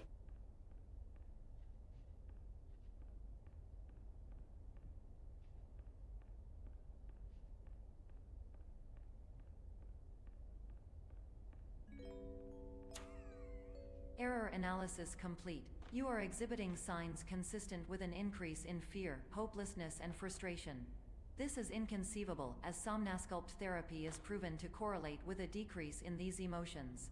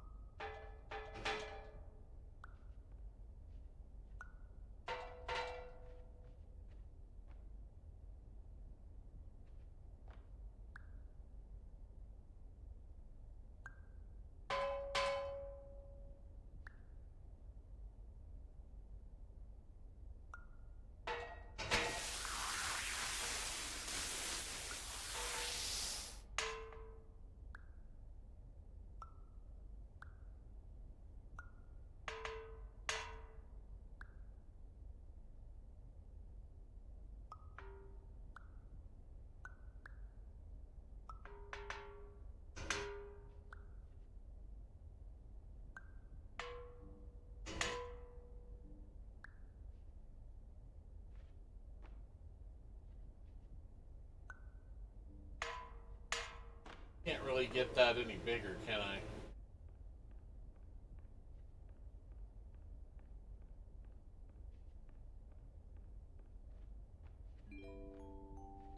Hypothesis. Patient was improperly oriented. Conclusion. Impossible. Reformulating.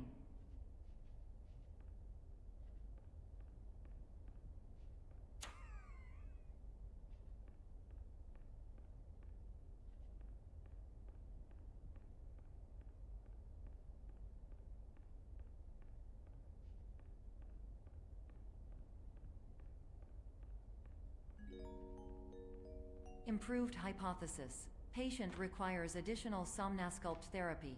Conclusion. Emergency exit protocol cannot proceed. Emergency exit protocol has been emergency destroyed.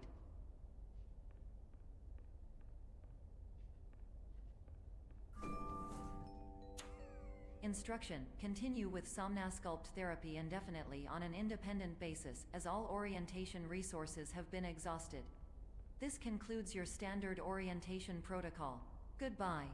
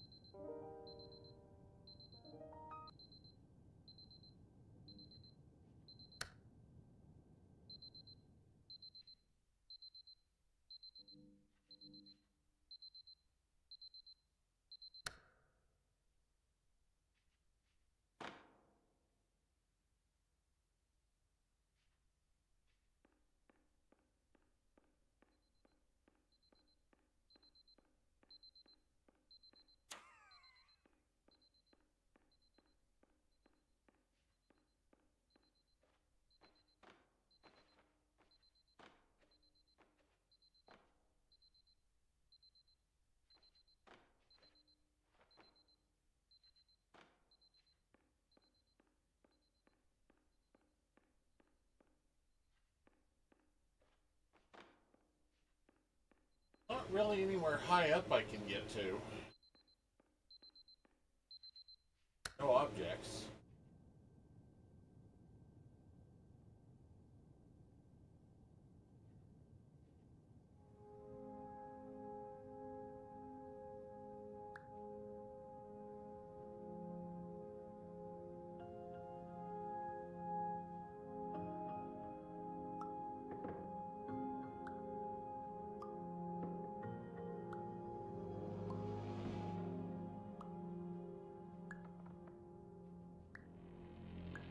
Seriously, game?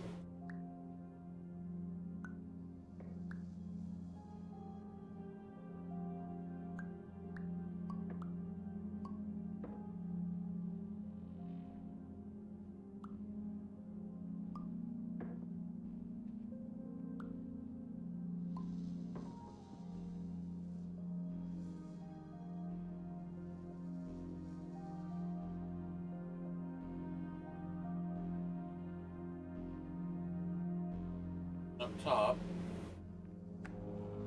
Hello, my name is Dr. Glenn Pierce. Thank you for completing the Somnosculpt Standard Orientation Protocol.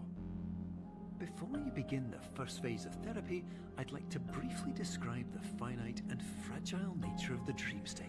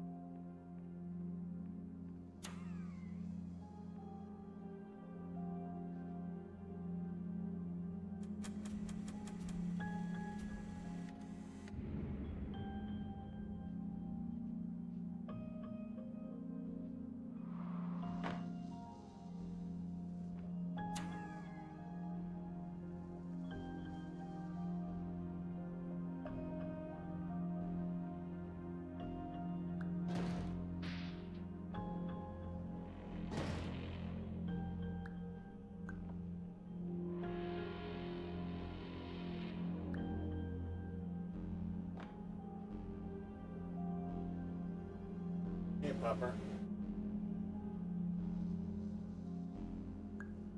You doing, dog?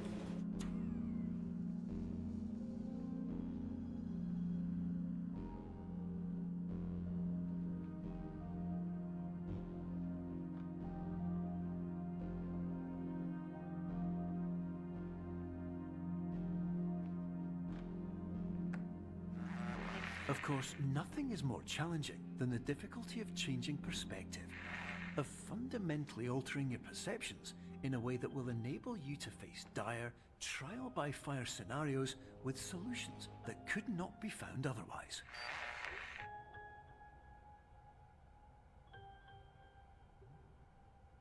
Or I keep falling down there when trying to align that in place. But we're not going to fall for that this time.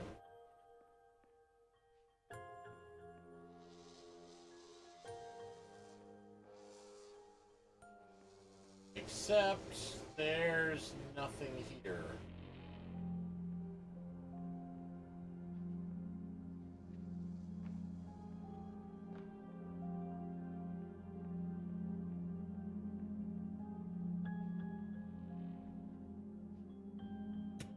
Wait.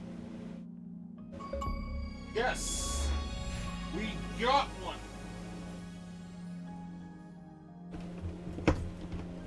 We've got one!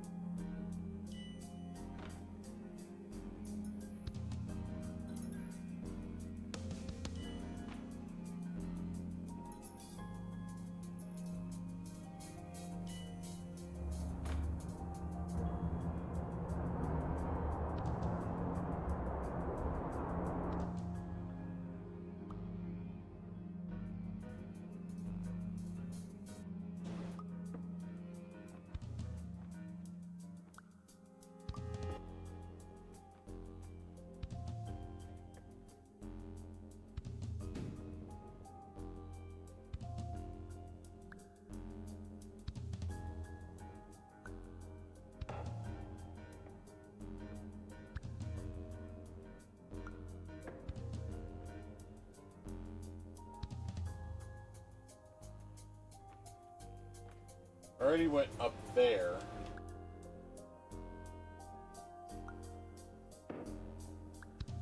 I think.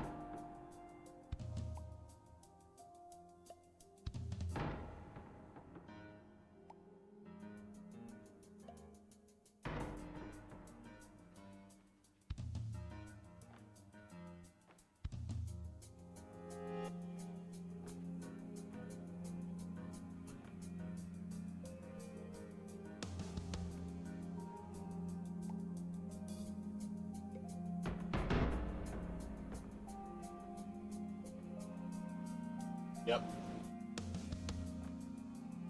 Already did that one.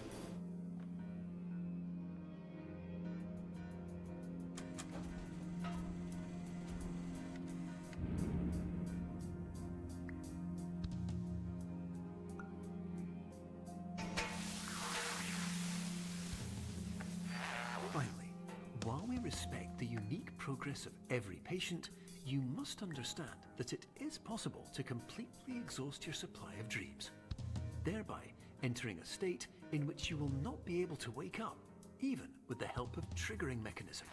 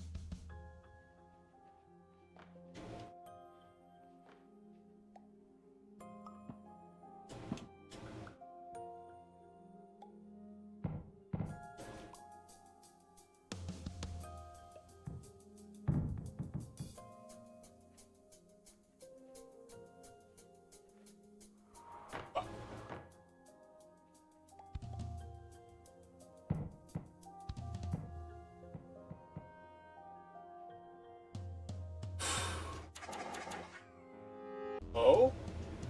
I hadn't gotten that one before. That's right, as soon as you click on the dice, it ports you. And here's the other blueprint.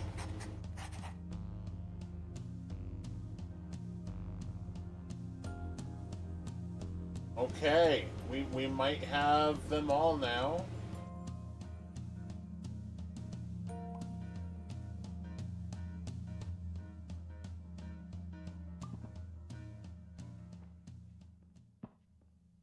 Okay. So as soon as we click on the dice, teleports us. So we don't want to click on the dice.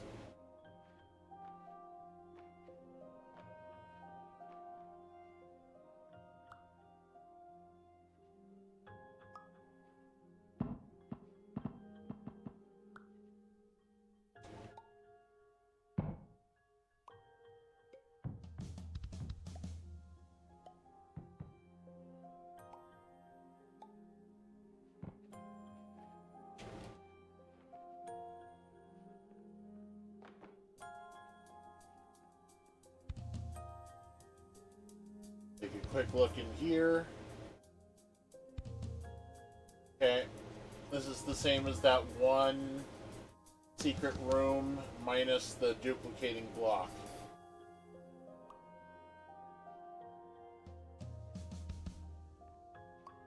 So now I guess we just need to try to finish this chapter.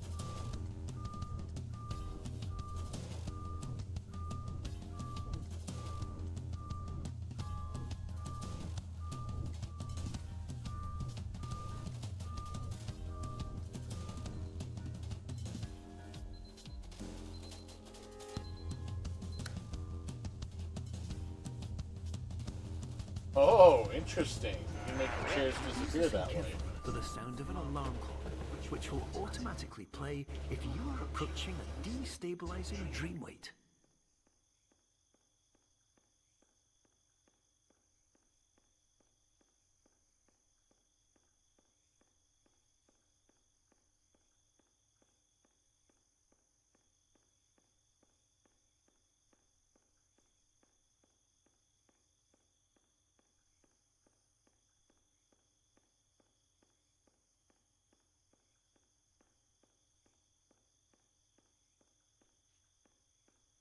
Ah. Okay.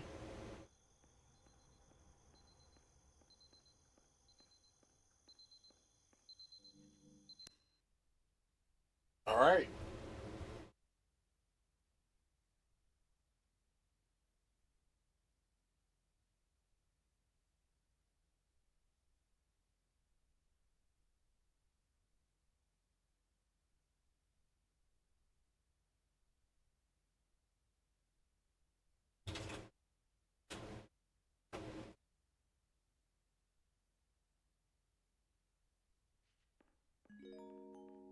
This is highly unusual. It appears you have entered the...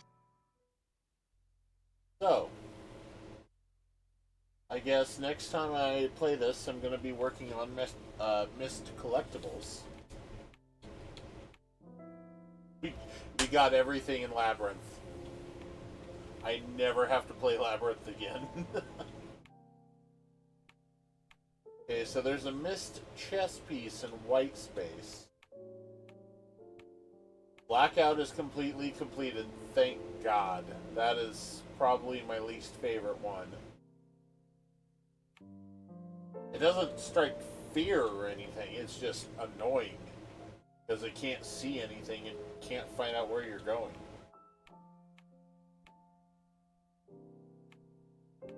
Chess piece. Distinguisher chess piece. Chess piece. Chess piece blueprint. Chess piece. Blueprint. We're getting there.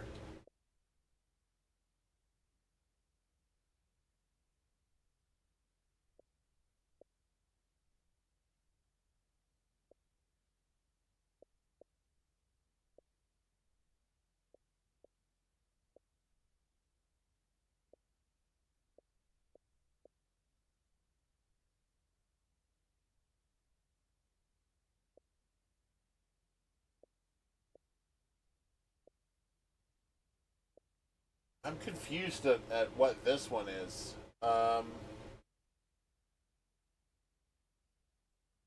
Fail at throwing away trash.